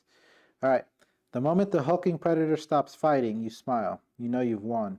The furwing flies off to perch on a rock and looks at you curiously as you call off your companion and stroke its head to show your gratitude. You approach the furwing and extend your hand slowly, ready to dodge if it decides to attack. But it doesn't. Instead, it touches you with a dirty paw. A good start, you would say. If you spend more time together, you think you can make a connection. You hope this victory will also scare away other predators, at least temporarily. All right, place token A in slot 1. The danger is gone. Okay. Each Mistling which took part in this combat heals up to half, rounded down, of their health. So I'm thinking it's current health, I guess. So we are at 16. Ooh, man. It's 11, 10, 9, 8, 7. So we heal 3.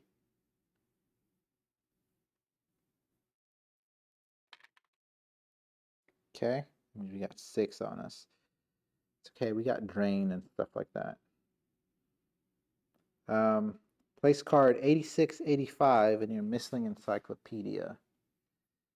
So 85 is the main card there. This is Furwing. Let's just go ahead and pull out the whole stack. So 86A and then 85B. Got it. Place cards 83, 87, 88, and all action cards behind the party divider. So let's get rid of all these status stuff. Oops, so the 5, weak, 10. Okay. And then all its cards and its action cards. So we have tamed the Furwing. And that was not an easy one.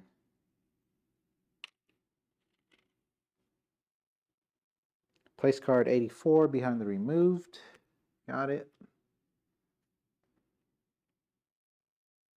Add Elkthorn and Youngbulb tier cards to random combats. Okay. Oh.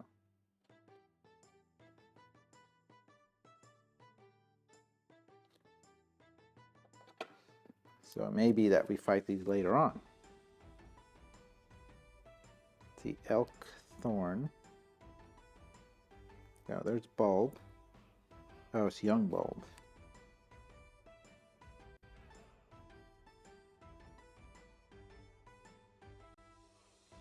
Nowhere.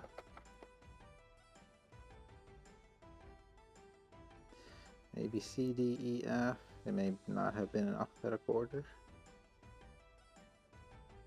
Okay. Elkthorn, Youngbulb. So you guys can see what they look like. See if this is gonna work. Nope.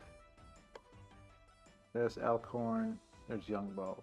So if you see the stats underneath it, that's basically everything that's been coming up in the book. So once you get to them in combat, it tells you how to set it up.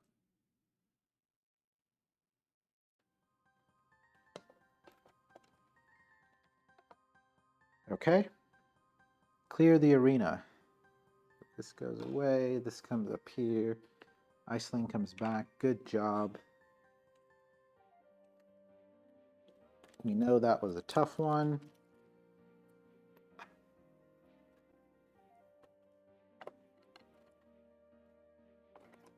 There's 15. Let's clean up the cards. I think we'll give you a break. Because again, we will get a, you'll heal all your wounds and move on to the next. Oh, but I also got to get rid of those fatigues. Let me think about that. I also got to get rid of the fatigue. And, you know, you've got drain and a bunch of other stuff, so we can heal that damage. All right. Continue the exploration. So let's move this map over here out of the way. Let's bring this map back down. The card was on here. This is on slot A, which means we're going to flip that card. Okay. That aside.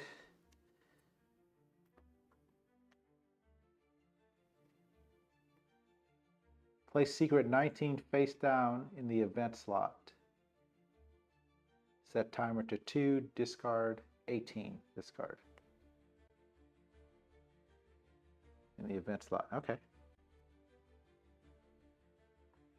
And it says, the heavy layer of clouds disperses, revealing 2 moons, slowly devouring the sun. The darkening sky has a reddish tint. Place secret 19 face down. This was 18. There's 19. Set the clock to 2 and discard 18. There we go. And now we continue exploration. So now we have that. I'm trying to think if anything called out for that. Oh yeah, that's when we went to B53. It said if we already have that there, it's probably tell us, you know, go somewhere else. I guess since we're over there, maybe we should go to B58.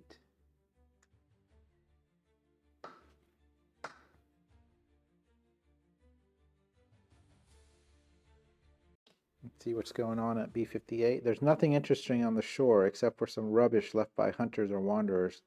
And you also spot heavy tracks heading west. Gain 1 item. Okay. Don't remember how items 10 and 11. Do I draw 2? I think I just grab 1.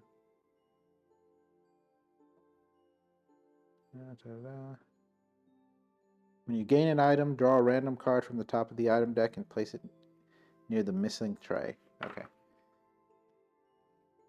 So let's see what we got. And boom. Glazed nuts. Discard. Oh, for a test, discard the card you just drew. Okay. Pretty cool. That'll help out with tests. Give me a second here. It's starting to get a little dark.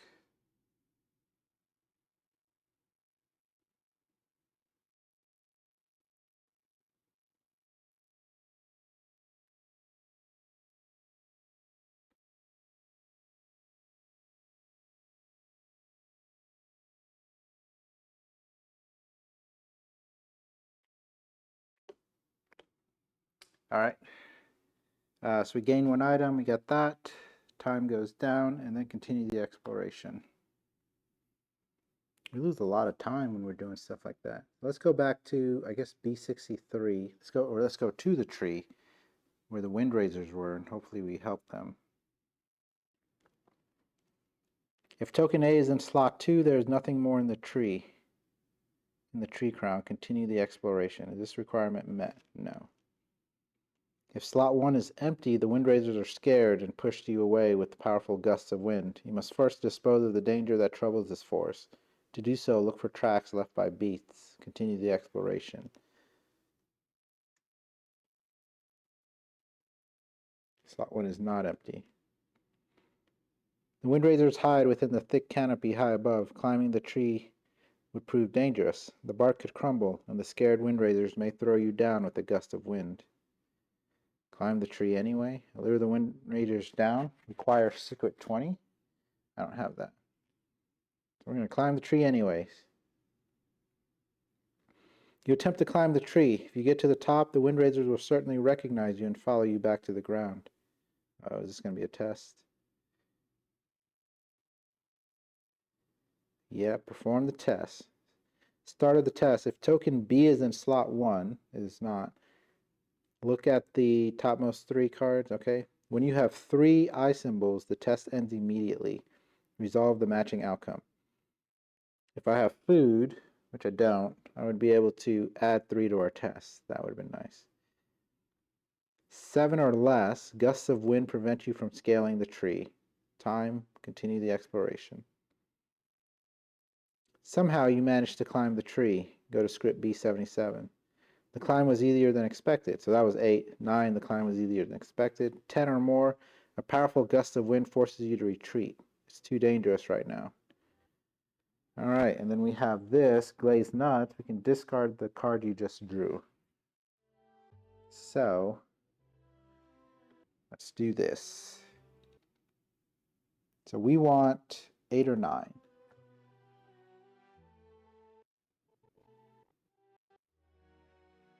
We're not focusing. There we go. There's 2, and already we got an I. If we have 3 of those, it ends immediately. That's nice. 5.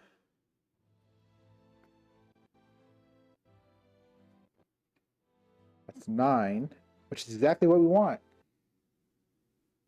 It's perfect. That is perfect.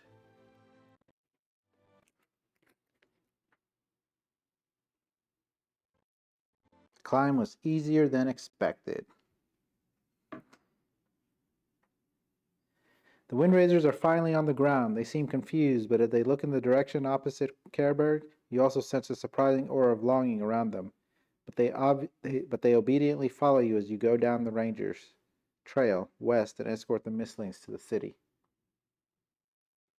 Place token A in slot 2. You save the Windrazers. It's time to return to the Rangers by following their footprints. If you haven't scared the predator yet, you may want to hunt it down so that it doesn't harm anyone in the future. Otherwise, spending any more time in the forest will be a waste, as there is nothing left to discover here. Continue the exploration. Which means we flip 19, which says, a sliver of the sun peeks from behind the moons. The tension in the air is palpable. Go to script B55.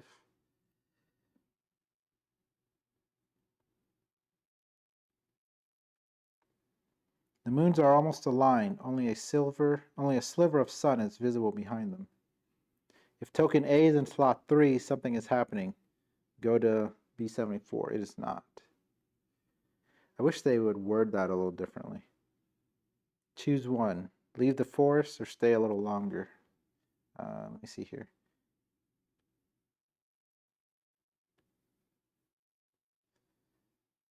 You say that it's time to return to the Rangers by following their footprints if you haven't scared the predator away. Otherwise, spending any more time in the forest will be a waste, as there is nothing left to discover here. Okay.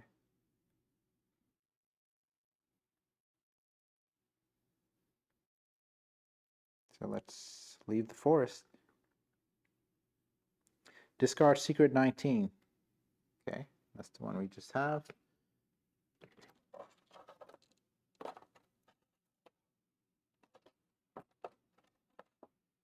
Okay.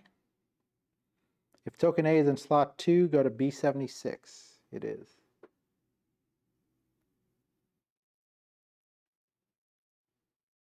You return to the Rangers with a flock of Windrazers, following you obediently. When you are about to discuss what to do next, gain the Empathy Part 2 status.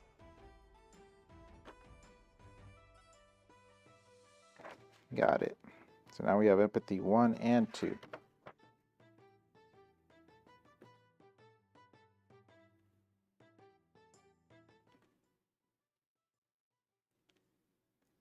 The sky in the east is suddenly rent by a pitch black vertical line that grows wider and wider.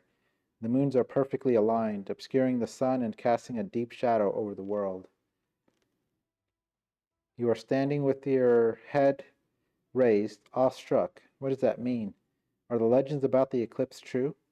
The ground trembles when an enormous silhouette appears on the horizon, beating its dark wings. It is the shadow you've seen before.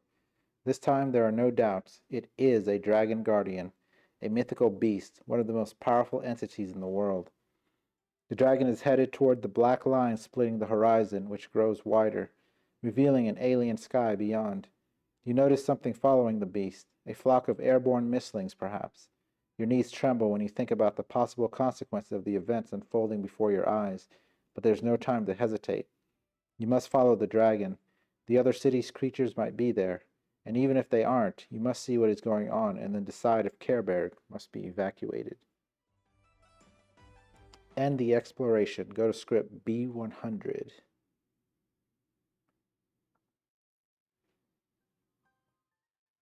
Oh, this is a novel. Hold on here. My light's getting a little dark.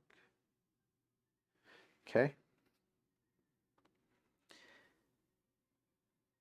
You run between the trees toward the dark line in the sky, now wide enough to resemble a gaping hole, seeping liquid darkness into the world. You hear unsettling noises, mighty roars, mistling cries, and shouts in a guttural language you don't recognize. There is also the clamor of metal striking against stone and other equally unsettling sounds. When you finally arrive, the sounds of battle are long gone. You see the dragon, a creature even larger than you've imagined, blocking the bottom of the gap in reality with its body. It exudes an unyielding aura of dignity. It is a dragon guardian of the earth. Now, is it a dragon guardian of the earth? From where you stand, the gap resembles a portal into a dark reality. The sky inside it is black. There is no moon or sun, only a few dim, glimmering stars. You hear howling from the other side and angry shouts. There are broken weapons. You've never seen steel shaped in such odd shapes, and the bodies of unconscious mislings scattered around the portal. You recognize some of them, Galomos from the ruins and prowlers from Careberg. They are alive, fortunately. They have probably helped the dragon defend the area from whatever emerged from the portal. The weapons, the pieces of armor, they all scratch an itch in your mind, a memory connected to the ruins you explored yesterday. But you can't tell exactly what it was. You finally focus on the dragon, wounded and bleeding. It makes a poignant wail that resounds in your soul. It evokes strange feelings and visions. You suddenly see an underground area and something shining in the darkness. Loneliness and despair. There are also floating islands, an enormous red crystal hovering among them. They evoke warmness, peace. The visions disappear when the dragon growls, and you hear a rustle behind you.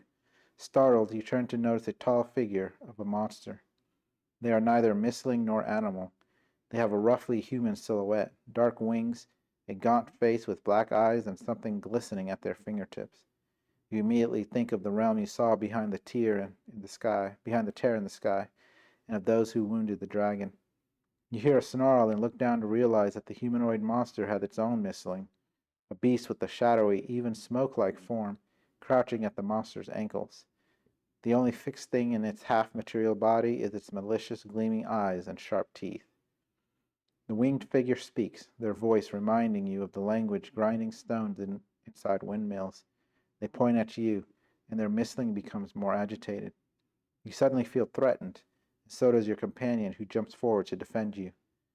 You glance at the dragon. It looks at you sadly, powerless. It uses all its strength to keep the portal closed. Setup combat. Arena card 27.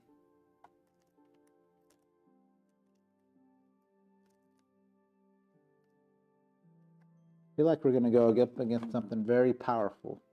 2 cards.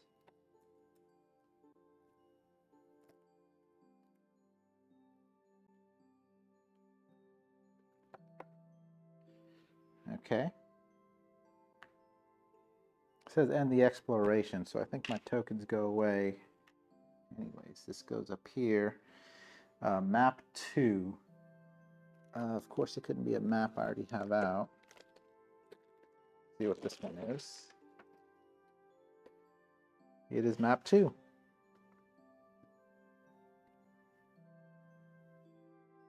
Alright. Alright, so we've got map 2 up. Enemy Young Shade Claw cards. 147, 148, and 149. Oh, wait, I'm getting ahead of myself. Arena card 27.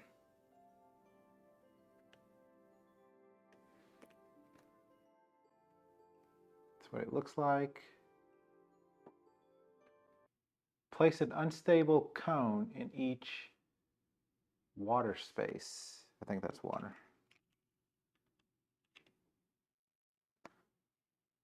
There's only 2 of them. Okay. When you move to or are placed in a space with an unstable cone, discard it and deal 1 damage to all opponents in range 1. When an enemy moves to or is placed in a space with an unstable cone, discard it. And here we can only win or lose, no taming. Okay.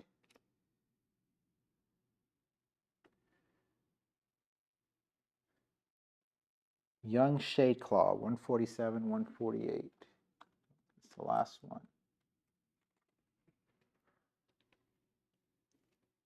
149. Ooh, this thing looks creepy.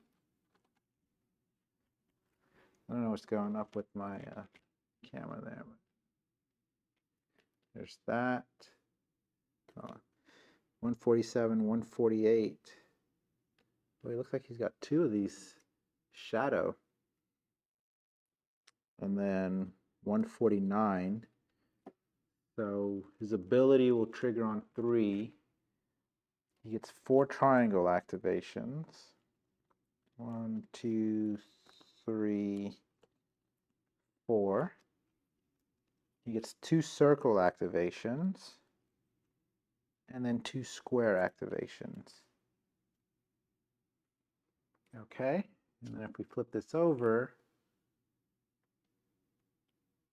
yeah, the passive, Young Shadowclaw doesn't gain damage if there doesn't gain damage if there's at least 1 shadow in the arena. I see. He has rush, attack, retreat. Retreat, place 1 shadow in range 4. Place 1 shadow in range 2. Retreat, each shadow attacks. If he's up against, I think that's light, each shadow. Alright. Special abilities, cleanse weak, rush, and then attack. Young Shadow Claw repeats the effects above for each shadow in the arena. Then discard all shadows. Ouch. So that's his shadow. He's also got a second element, air. It looks like the max he can have is 2 shadows. 5 damage. So I'm wondering if we should use Galomo for this one. So let's see, let's put Shadow Claw there, put the shadow here, and the abilities here. So now what I don't know is, oh, so I guess these tokens are going to be for the shadows. Yeah. And then we got to find this gnarly creature. Is this thing? I don't think so.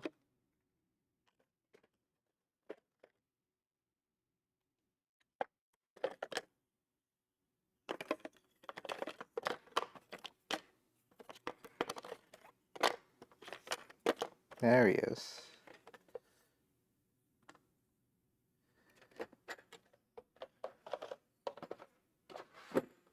And they only take 1 damage to be defeated. So yeah, let's use Galomo.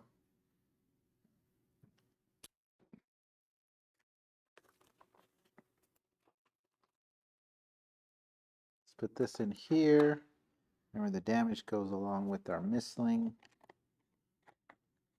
And then let's flip over and grab Galomo.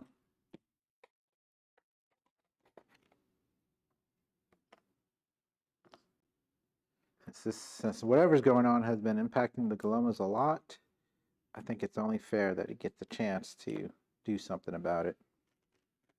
Let's put these cards down here. It looks like this berry is only really good during tests. That way it'll just sit over there next to us.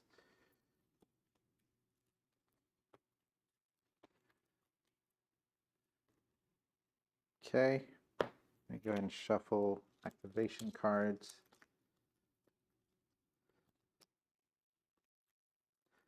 So it cannot take damage while there are shadows out there. Okay. First up is going to be a circle where it just rushes, attacks, and then retreats. And it's got a movement of 3. So it's going to run up, try to hit for 5. Oh, there's more stuff here. Note, this enemy uses summons. Also, during this combat, you won't be able to tame your enemy. Okay? Modifiers. Place 1 shadow in a chosen space. A flower. Oh, so he starts with some. I guess we'll do it down here. If you have white shadow, you've expected an ambush. Discard the previously placed shadow. Well, we did not. Okay. The max he can have is 2 of those. And that thing has 3 damage, 1 health. Let's see what abilities Glomo gets. I'll just put that in there. Synergy. Okay. Soil feed. Offensive stance. And primal shot.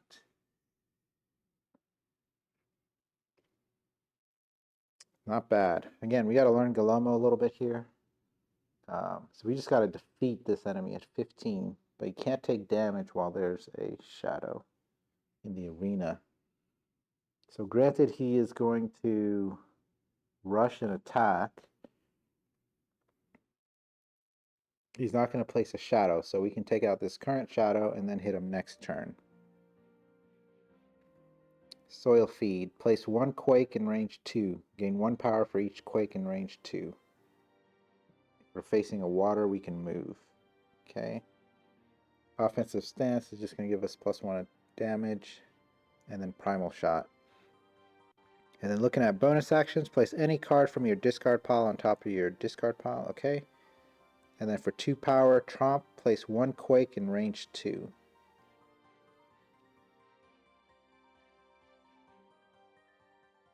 Okay, so Glomo's going to require some setup.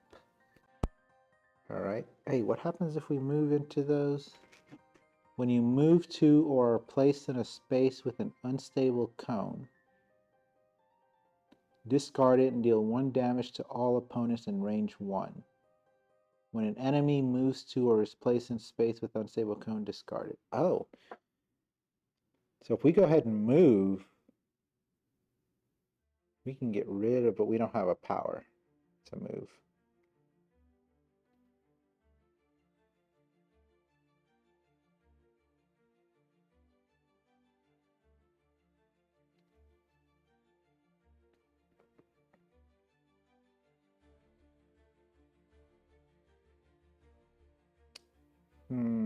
Okay. I was trying to see if there was anything I could do, but there isn't.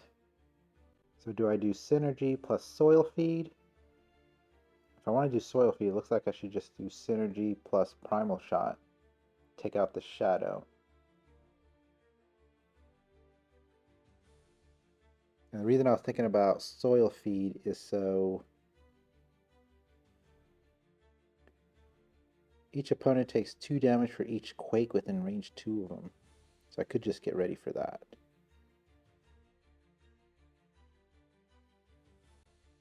If I take out the shadow, I can at least deal 1 damage to him.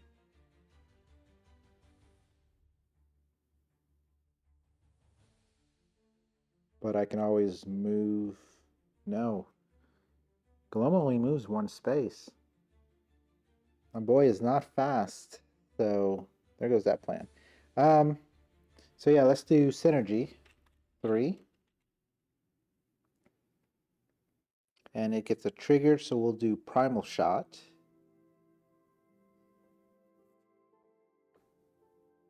And destroy this shadow. It only has 1 hit point. And then synergy goes away. So now we've got 3. We're going to spend 2 of it to do Tromp, place 1 quake in range 2.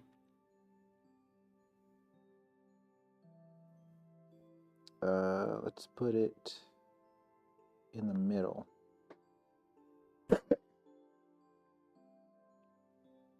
And then we're going to end our turn.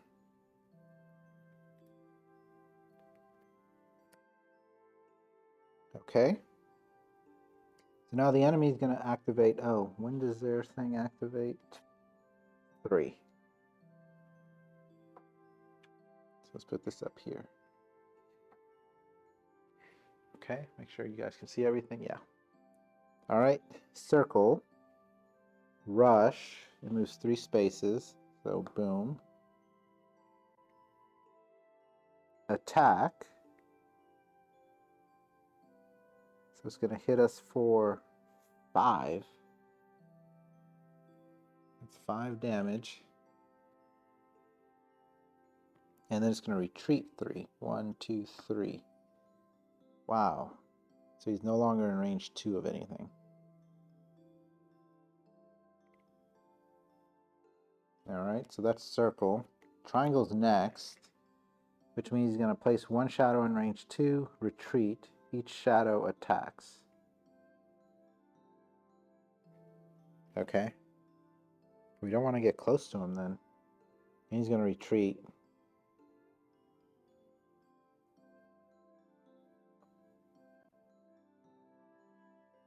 Okay. Do we want to move? That just means he's going to put the shadow next to us and it's going to hit us. It attacks with 3, but if we have Earth Shield in the discard, we get +1 defense for each quake in range 1.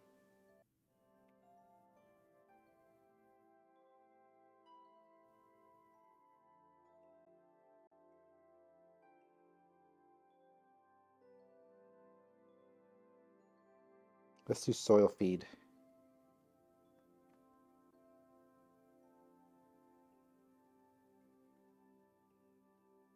Hold on. Cleanse weak, rush, attack, young shadow claw, repeats the effects above for each shadow in the arena, then discard all shadows. Okay. So yeah, let's do soil feed. Let's gain 3. Place 1 quake in range 2. Let's drop that there. Gain 1 power for each quake in range 2, so we gain 2 power. And if we were up against the water, we could move. I'm trying to decide if I want to spend 1. Nope, because he's going to be in range 2. And nothing's going to hit us.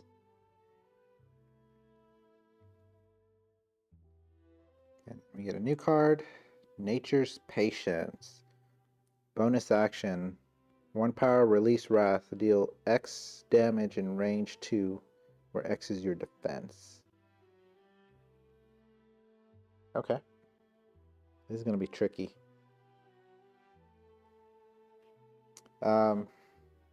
Enemy now.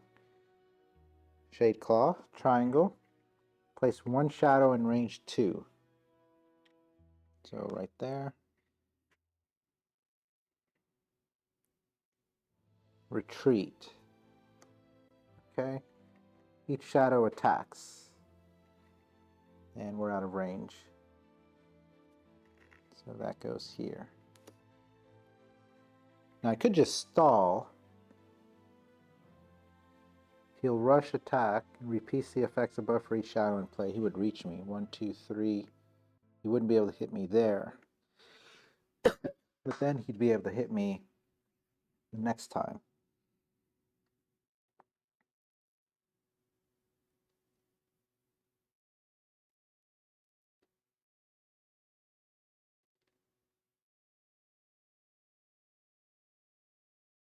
Place 1 quake in range 1. Or I can do tremors. Each opponent gains 2 damage for each quake within range 2 of them. That's kind of what I'm setting up for. I'm thinking if I spend 1 to get rid of offensive stance, that would push Earth Shield to the right.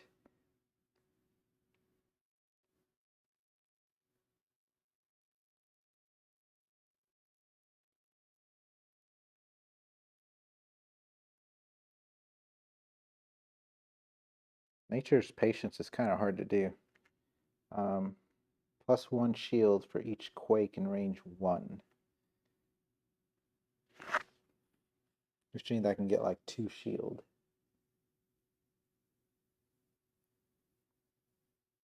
So I'm thinking I just have to withstand the next attack, square actually. Retreat, place 1 shadow in range 4. Which again isn't bad. It just means he'll move twice to go 1, 2, 3. He won't attack me with that one. Then he'll go 1 to attack me. See, and I can't.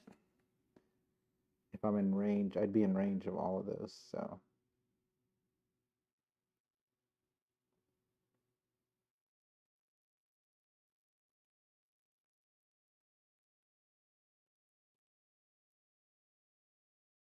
Yeah, let's just keep putting quakes out. So let's spend 1 to get rid of offensive stance.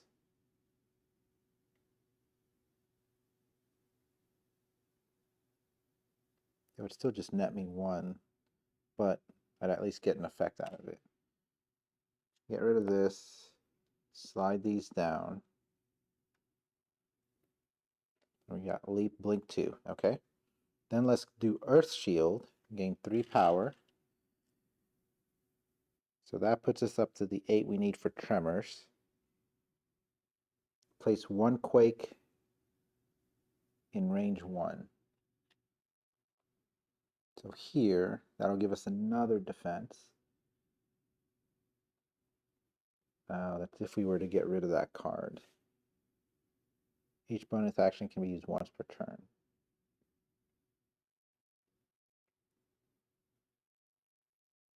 So we're just going to have to take the hit.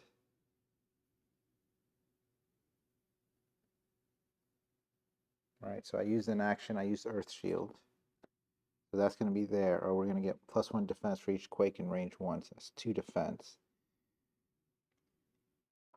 Oh, but I can do Tromp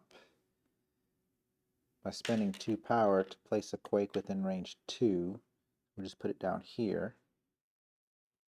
Now we have 3 defense. And then next turn, we should be able to do attack. And then tremors. So let's go ahead and slide down. Again, our first time playing Galomo, so let's see how this works. Okay, so enemy Shade Cloud does square, retreat, he's the farthest already, place a shadow in range 4. 1, 2, 3, 4.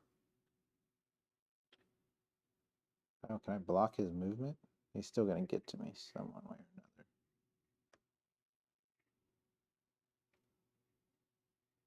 Okay, so that's done. Now he gets his special. Cleanse weak, he doesn't have it. Rush and then attack. So 1, 2. Oh, he's going to destroy that. I don't have a choice. 3. I just lost that thing that could do 1 damage. But Galomo doesn't move very far, so. Young Shadow Claw repeats this effect for above for each shadow in the arena. Then discard all shadows. Does that mean he would do it 3 times? I think so. So 1, 2. He's going to attack us with 5. +1 shield for each quake in range 1, 3. So we just take 2 damage.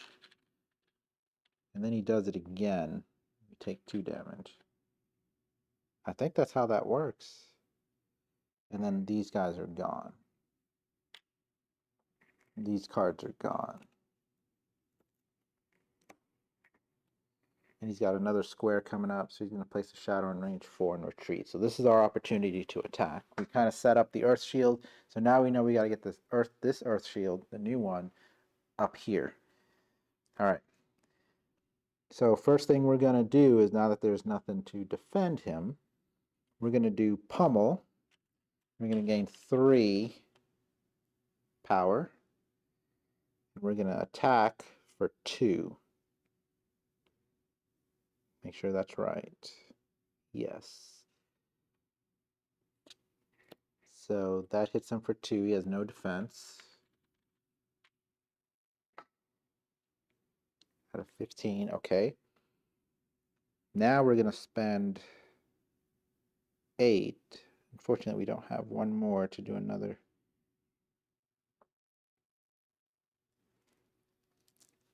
We're going to spend 8 to do Tremors. Each opponent gains 2 damage for each quake within range 2 of them. That's 2, 4, 6, 8. Plus this 2, that is 10 damage on him. Wow. That's how Galomo works. So square, he's just going to retreat. He's going to place one down and then he's going to retreat. So do I want to spend this to move or prepare?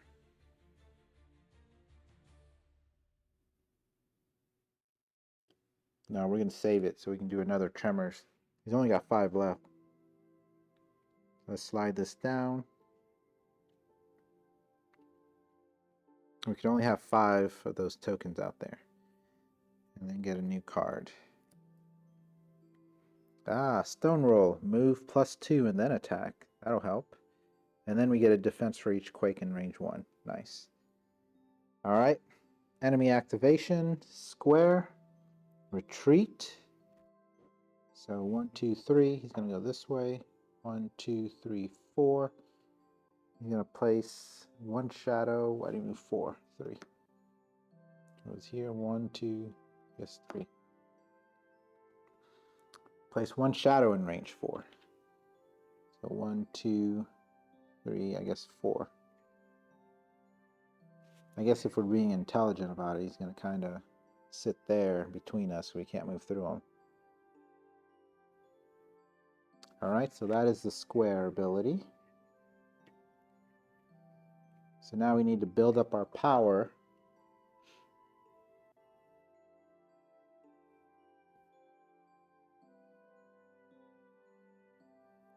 Oh, we can release Wrath, deal X damage in range 2, where X is your defense.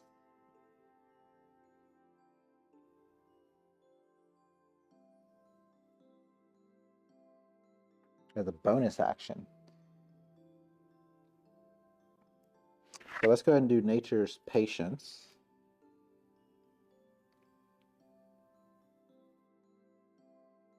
We gain 3 power. Let's see, he's got Triangle next. Place 1 shadow in range 2, retreat, each shadow attacks. So we can get rid of this shadow. And then we gain 1 for Nature's Patience itself. And I think what we want to do is discard. They attack for 3. If I get any of these in the discard pile. So let's spend 1 to do prepare. We don't need to place a Quake. We've got plenty. So let's put that in the discard pile. And then these move down. We get the draw card.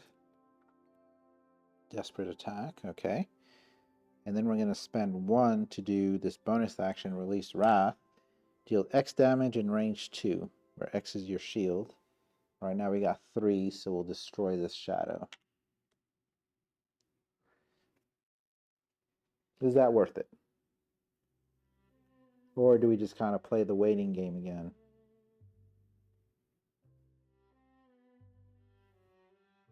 I think we just play the waiting game again. I mean, we took a lot of damage. So yeah, let's try to mitigate it if we can. Okay, so that's all we can do. Draw 1. We can place a Quake in range 2, but let's save it. Stomp. Deal 3 damage and silence. Oh, that'll be perfect timing. We can prevent his ability. Maybe. We'll see. We'll see what we can do. Alright, triangle. Place 1 shadow in range 2. So back to where I just destroyed it. Retreat. So 1, 2. And then each shadow attacks. So he's going to attack us, but we have shield. We'll block it all. It attacks for 3. We got 3 Quake around us. Successfully defended. He's going to do that again. So if we can just hold out on this.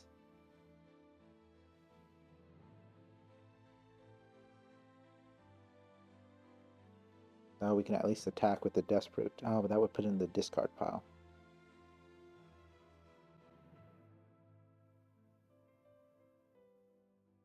Deal 3 damage and silence to each opponent in range 2. So we can't deal damage to him. Reduce this damage by opponent's shield instead of range shield. So we're not going to be able to stop that.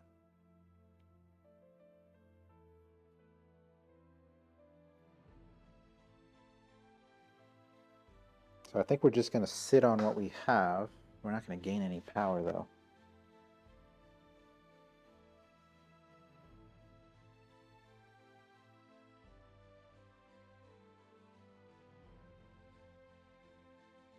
Let's see, what's he got left? 5? If we do this, deal X damage in range 2, where X is your shield, we could do like 4. But that's all, or 3. That's only if that's in the discard pile, though.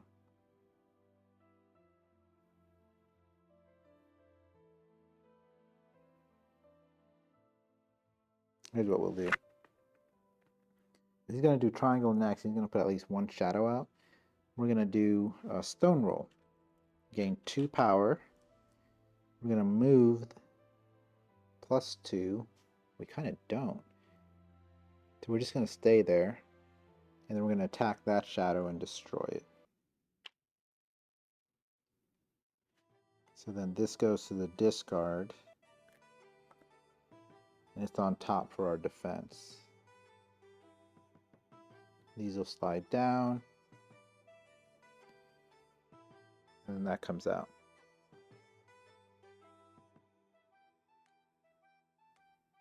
Let's see, had I moved, I would have moved 3, 1, 2, 3. But he would have still been there. Because it's move, then attack. So even if I went 1, 2, 1, 2, 3, I'd be out of range for Nature's Patience. Okay. Alright, we're done. Triangle. Place 1 shadow in range 2. There, he's a little farther away now. Retreat. He's already as far as he can get. Each shadow attacks, not in range. So that drops this here. So now he's going to rush. 1, 2, 3. Attack. Nothing to attack. Then he's going to repeat it for each shadow. So 1. And then he's going to attack. With 5, we've got 3 defense, so we just take 2.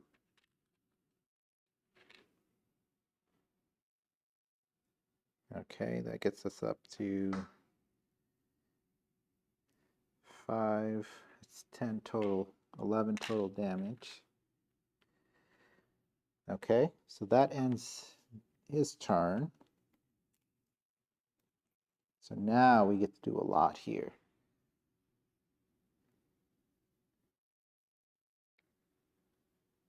And he didn't give us fatigue. So now that he's up close, we can do tremors. So we've only got 5. So we're going to do leap, blink 2. Hold on, what happens if we go in that space? Oh, we do 1 damage to all opponents in range 1. So it's not really going to do much. That's okay. That's 3. So now we have 8 for the leap. Each opponent. Oh wait, this goes away when he unleashes that. We're just going to stay there. Yeah, we'll just stay there. I should have moved earlier in the middle, so I had 4 around me. Okay, and then we're going to spend the 8 to do tremors. That's 2, 4, 6, 8 damage to take out the young Shadeclaw.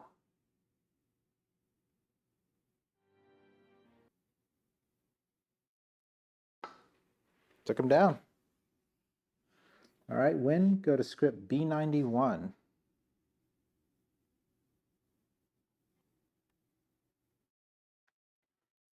With the last-ditch effort, your Mistling pushes the Shadeclaw away. It yelps and runs toward the winged creature, who picks it up with surprising tenderness.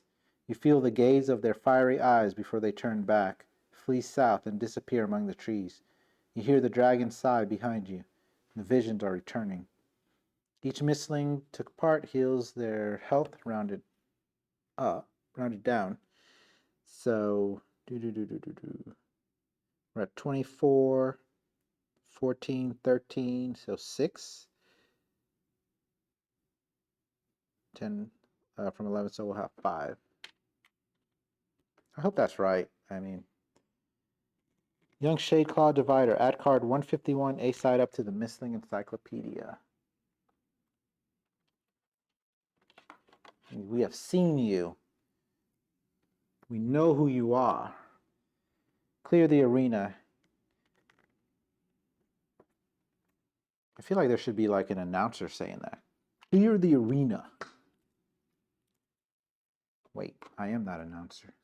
I'm just not doing my job. I'm not doing a good job at it. Good job, Colomo. Gain the Light in the Shadow Part 1 status.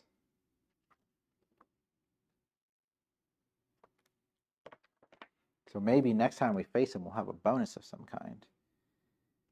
Choose one. Focus on the visions. Focus on the dragon's emotions. Ooh, the visions are returning. We've seen the visions before. Let's go with the dragon's emotions. You open yourself to the dragon's feelings, trying to understand its needs, and you're overcome with a feeling similar to the one you have when you make a bond with a misling, but tenfold stronger.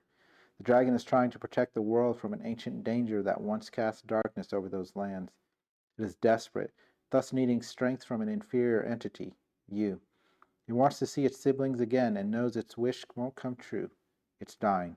Its siblings are in danger, trying to close other portals, and you, human, must find the places from the visions. Whoa, that looks pretty cool. It looks like an earth dragon. I can see why you wouldn't have thought that. Look at that.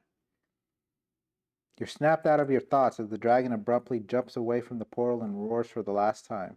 From its mouth, a stream of pure energy strikes the dark line. The line gets thinner and thinner until it's no wider than a finger. The stream also diminishes as the dragon coughs and spits blood. Eventually, the dragon falls to the ground, but raises its head to look at you. Then, it sighs wearily, and your skin prickles as it is enveloped by warm air. The dragon doesn't draw another breath, though. Its open eyes grow cloudy. You look around, overwhelmed, and see that some mislings finally get up from the ground and look at you with fear and respect. Then they scatter and escape. You look down at your own hands, and you want to escape too. They shimmer with a strange light that sinks into your skin, making you dizzy and scared. Finally, the gleam disappears, and you feel oddly energized. You don't like this feeling at all. Gain 1 essence. No idea what essence is.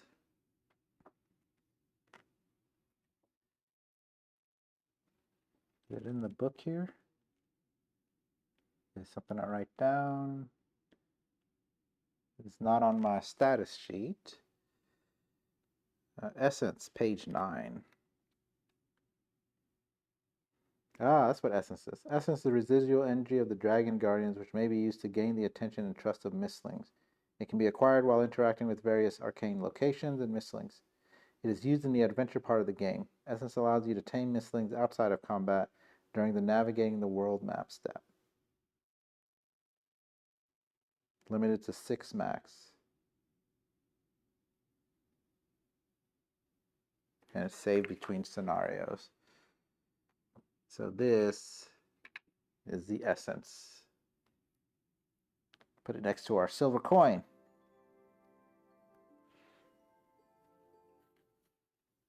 You shake off the unsettling feeling and focus on what's important right now. You will think about these events, this tragedy later, but right now you must pursue the invaders from probably the other side of the gap in reality, from the world basked in darkness. You must also check on Kerberg, who knows what happened to the city during the powerful earthquake that shook the ground when you were at the ruins. You also hope that the invaders didn't go there, if they could defeat the Dragon Guardian. What's worse, you still remember the visions, the floating islands with the red crystal, and the feeling of loneliness when lost in the darkness, but you will focus on this problem later. Congratulations, you've reached the end of the scenario. Take the world map. All right, stand by. I guess I can just get out.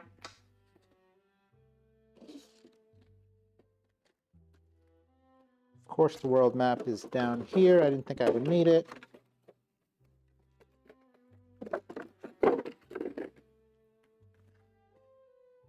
Okay, this is our world map.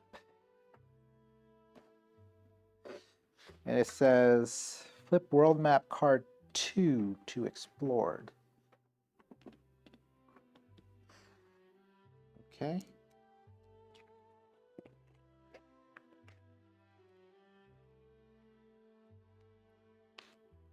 And it shows us there was a dragon there. Remove world map card 1.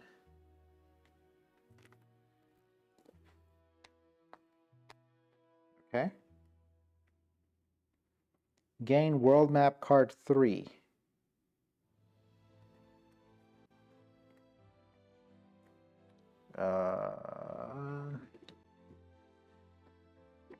There they are.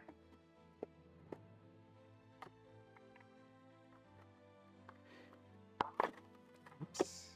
And it's on top. World map card 3. Which is that one. Unexplored side up. It looks like it goes where 1 was. It looks kind of different.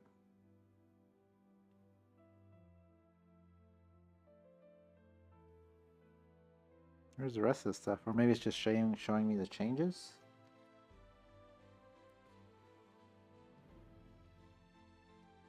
Unexplored. Explored. And then gain world map card 4. Unexplored side up.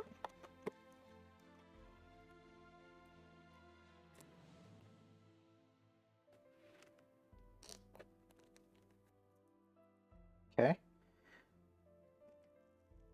Oh, I see. World map card 3, unexplored side up. Your town awaits your return. And unexplored side up, or for 4, the assailants from the dark world are getting away. Okay.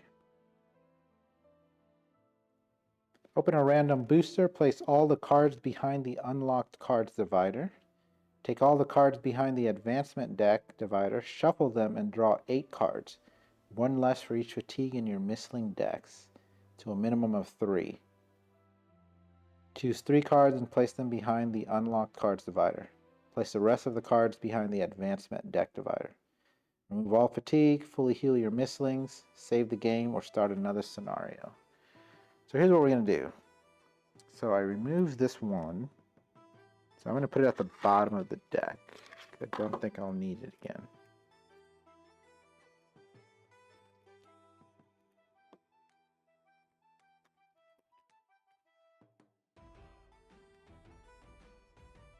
Okay. So let's put this away.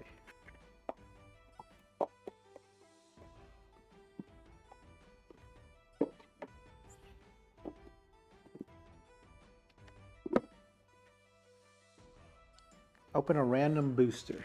So these are where all the boosters are. So they did give boxes for the boosters. I just elected not to use them, mostly because I need somewhere to put them away. Let me see. It's going to be fully heal your missling. So let's see here. Let's get Galomo. There's Nature's Patience. Unfortunately, remove all fatigue. Oh, he did not gain any fatigue. Nah, he took that guy out. 2 rounds. Or 2 power rounds, I guess.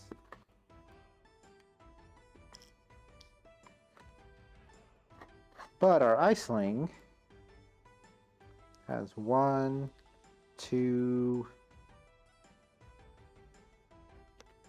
fatigue. It will heal all damage as well. Do that. The 2 fatigues are gone, so let me just say here, open a random booster, place all the cards behind a locked divider, unlocked divider. So I'm just going to find the first hollow card in here. And that's what determines the beginning of a pack. Not that one, not that one. There we go. It should be about like 10 cards. So let's do that. Make sure there's no hollow in there. Okay. I thought it was like 10 cards. Yeah, there we go.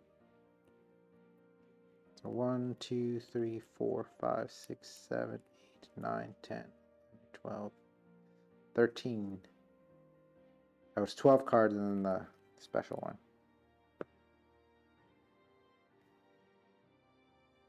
Can't see them.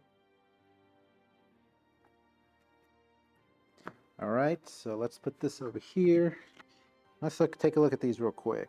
Damage goes in here.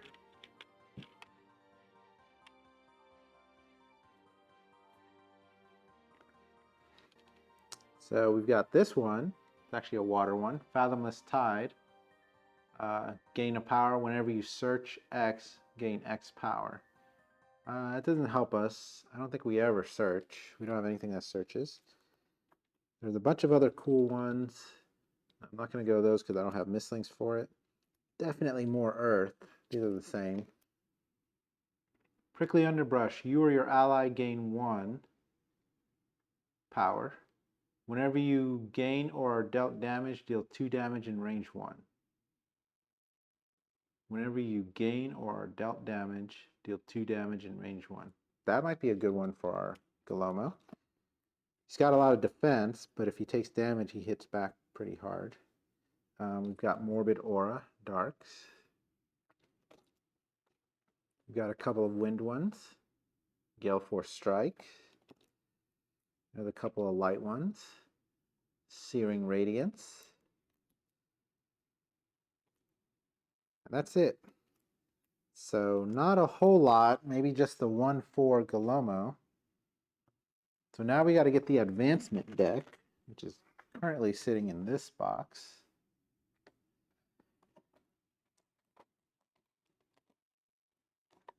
Let's see, it should be a pretty big deck. Here we go. This is unlocked. This looks like advancement. It says shuffle them and draw 8 cards.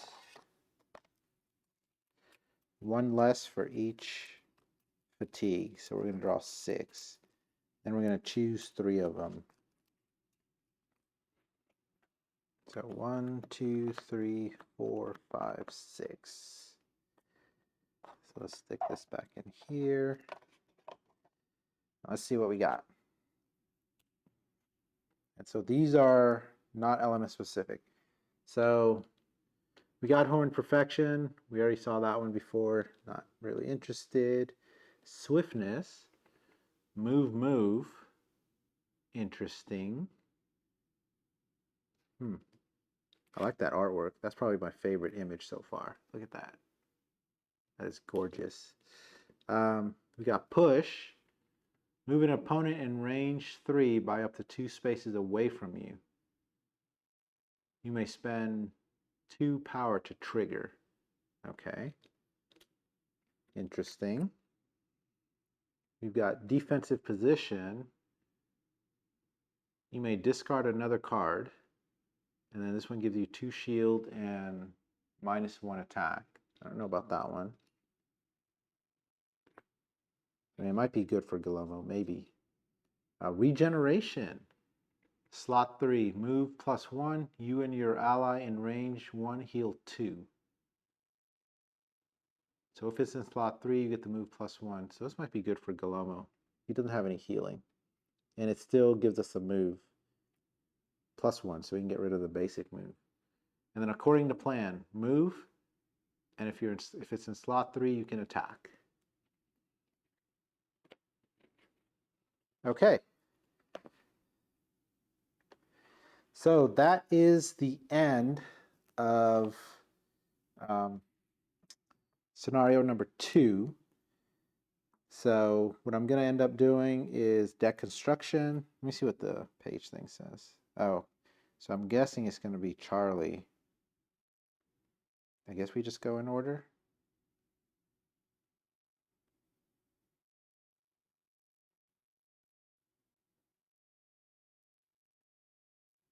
Let me not go back to that yet. Pretty sure there'll be deck construction, even though I didn't say it here. But I'll look ahead and see, and then I'll go ahead and construct the decks, update them. I don't see any of these, and I got to go through the new ones too, being good for. So actually, in the booster pack, there are none that are good for our Iceling. That water one, we don't do any search, so not great there. I think I do like according to plan, move, and then slot 3 attack. So if we have a move in our, if we still have a move in our Iceling deck, we can get rid of it and put that instead.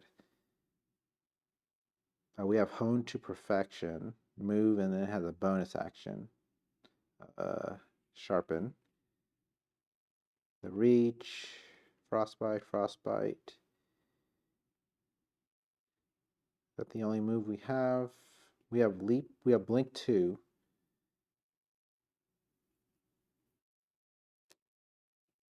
Okay, so we'll probably get rid of Hone to Perfection and give according to plan. Again, he deals 4 damage. And then Regeneration 1 we'll probably give to Galomo.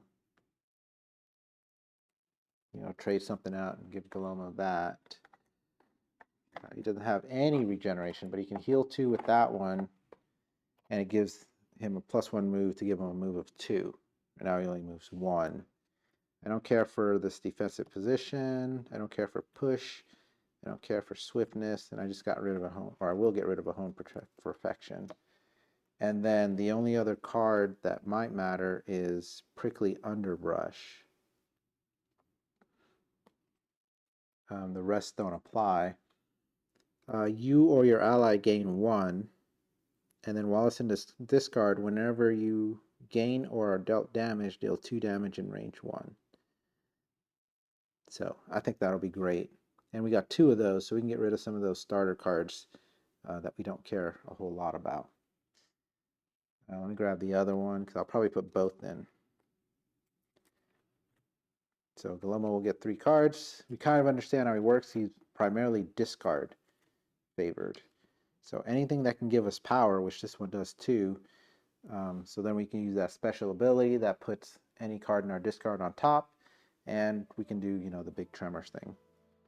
Oh man, see, I love this artwork for the swiftness. I almost want to put it in just because of the artwork. And it's move. Our Iceling only moves 2. We don't need to move that much.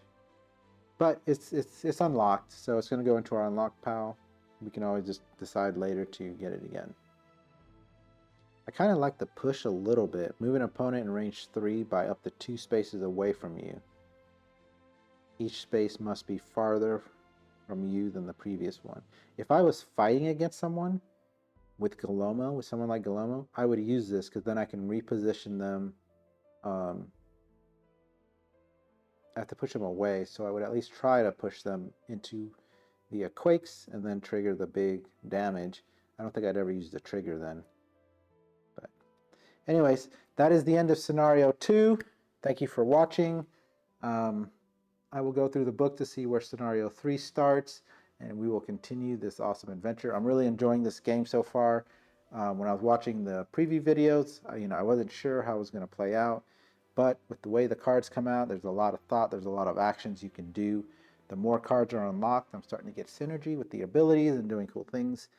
There is a lot of reading in the story, and there is a narrator, so I may just play the narrator to see what it sounds like, and then decide whether I want to keep reading or just have the narrator do some of them. If you guys see anything, you can let me know. I'll make some changes there. Other than that, this is an Emperor with the Remote Games. We'll catch you next time.